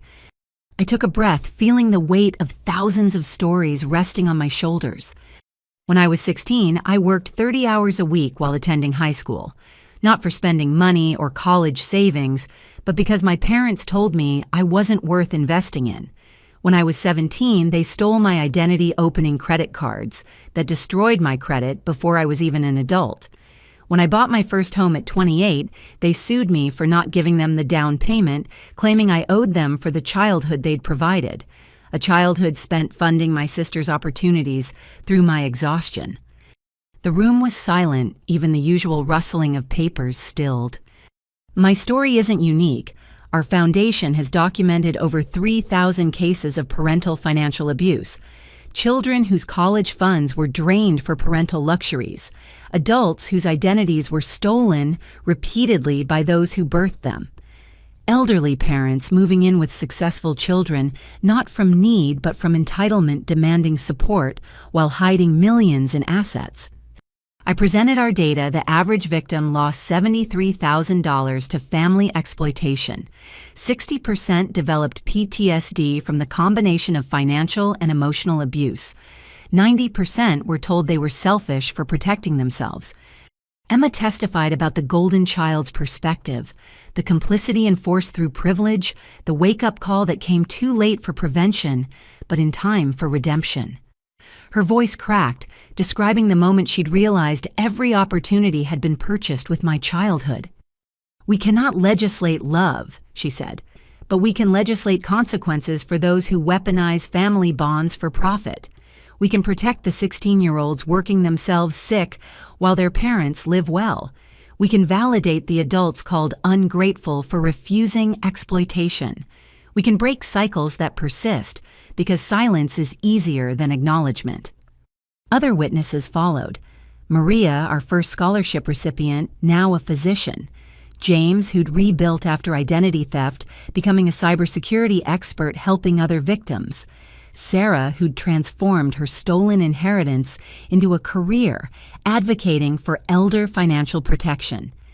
Each story reinforced what Emma and I had learned: survival was possible, but it shouldn't require superhuman strength. The opposition was predictable. Family rights organizations argued government overreach. Cultural groups insisted different communities handled money differently. One senator suggested we were criminalizing traditional family support structures. Senator Sykes. I responded carefully. There's a difference between cultural practices of mutual support and calculated exploitation. When parents immigrate and children help them navigate new systems, that's family. When parents hide assets while demanding their children fund lavish lifestyles, that's fraud. Culture doesn't excuse criminality. The hearing lasted 6 hours. By the end, even skeptical committee members seemed moved. The stories were too numerous, too documented, too devastating to dismiss as family squabbles. Later in the hotel bar, Emma and I decompressed with our team. The legislation might pass or fail, but we'd spoken truth in halls of power that preferred comfortable lies. "Remember when you wouldn't give them your down payment?" Emma asked, raising her glass. "Look where that one boundary led." I thought about it often. That moment of refusal that sparked a lawsuit, exposed their fraud, led to criminal charges, inspired a podcast, birthed a foundation, and brought us to Congress. One no that changed everything. I almost gave in, I admitted. The guilt was overwhelming. Everyone said I was being selfish. "But you weren't."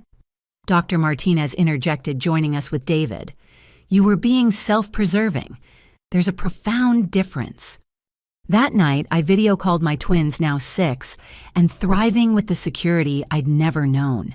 They showed me drawings from school, babbled about playground dramas, radiated the confidence that comes from being valued rather than evaluated for profit potential. Mommy Jessa says her grandma takes her money from the tooth fairy. My daughter Lily reported seriously. That's not okay, right? You're absolutely right, I confirmed. Money given to you is yours, even from the tooth fairy. No one should take it without asking. Such simple lessons that had taken me decades to learn. But my children would know from the start, love didn't demand sacrifice.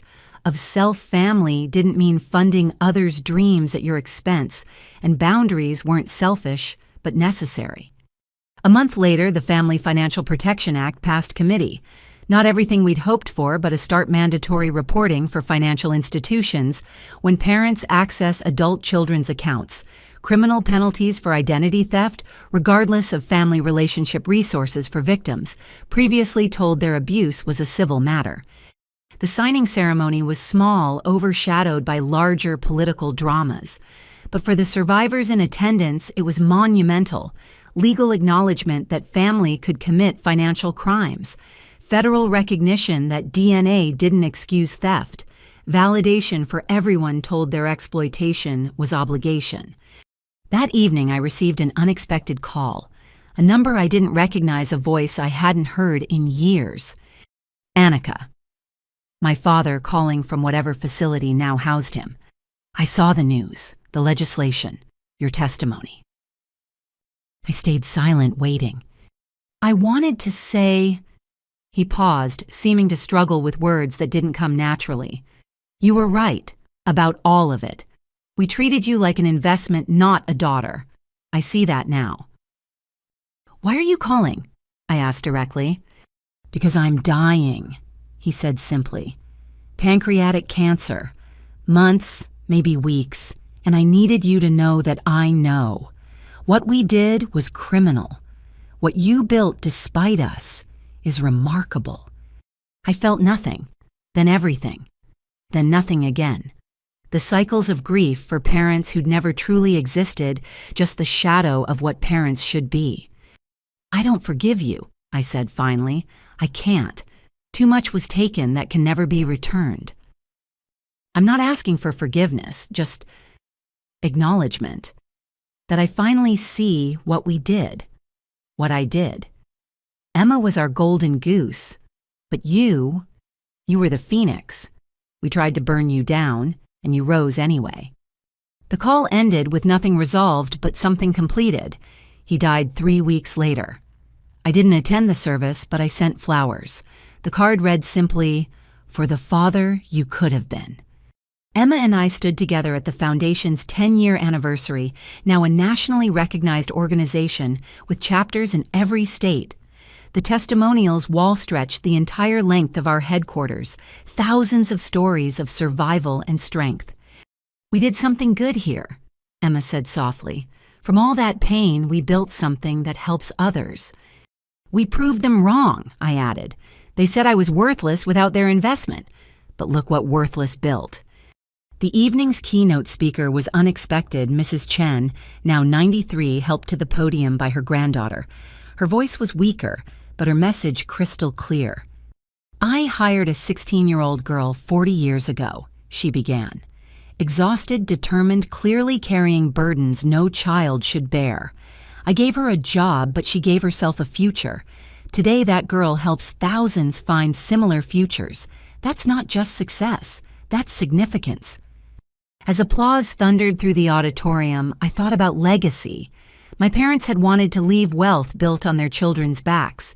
Instead, they'd left cautionary tales and criminal records. But from their ashes, Emma and I had built something enduring hope for those still trapped resources, for those escaping validation, for those told their pain was privilege.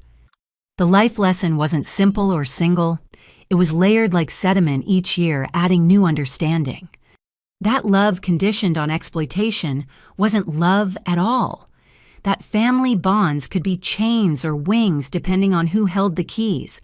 But perhaps the deepest lesson was this. They'd tried to make me worthless by withholding worth. They'd tried to break me by denying support. They'd tried to exploit me by insisting on obligation. And in every attempt, they'd accidentally forged the exact opposite of their intentions. I became valuable by recognizing my inherent worth. I became generous by understanding the difference between giving and being taken from. The woman speaking to Congress, running a foundation, raising children in security and love. She existed not because of them, but in spite of them. And that spite transformed through years of healing into purpose, now lifted others from similar ashes. My phone buzzed with another donation notification, another survivor finding hope in shared story, another cycle broken, another phoenix rising. The twins would be home from school soon, eager to share their days secure in love that demanded nothing but their happiness. Emma's daughter would join us for dinner, the cousins growing up together in ways we'd never experienced. Chosen family would fill my table, Dr. Martinez, with her wisdom, David, with his quiet support. Mrs. Chen, if she felt strong enough, all the people who'd shown me that family meant building up, not tearing down. This was wealth my parents never imagined connection without calculation support, without strings love, without ledgers. The very things they'd mocked me for valuing above money had become the foundation for everything meaningful in my life.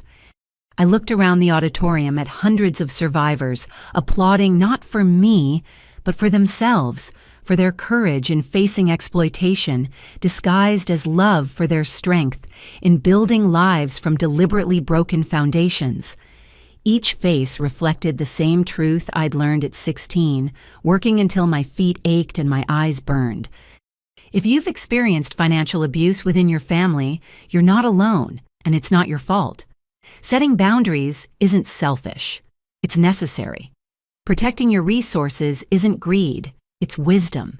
And choosing your own well-being over others' exploitation isn't wrong. It's survival. What family financial struggles have you faced? How did you find the strength to set boundaries? Have you had to choose between your success and family demands? Share your story in the comments below. Your experience might be the light someone else needs to find their way. If this story resonated with you, please like and subscribe to hear more narratives of triumph over family manipulation. Share this video with anyone who needs to hear that putting themselves first isn't selfish when others have always put them last. Thank you for joining me on this journey from exploitation to empowerment. Remember, the family that truly loves you will celebrate your boundaries, not constantly try to break them. You deserve relationships that build you up, not tear you down for spare parts. Until next time, may you find the strength to rise from whatever ashes others have made of your trust, and may your phoenix flight inspire others to spread their own wings.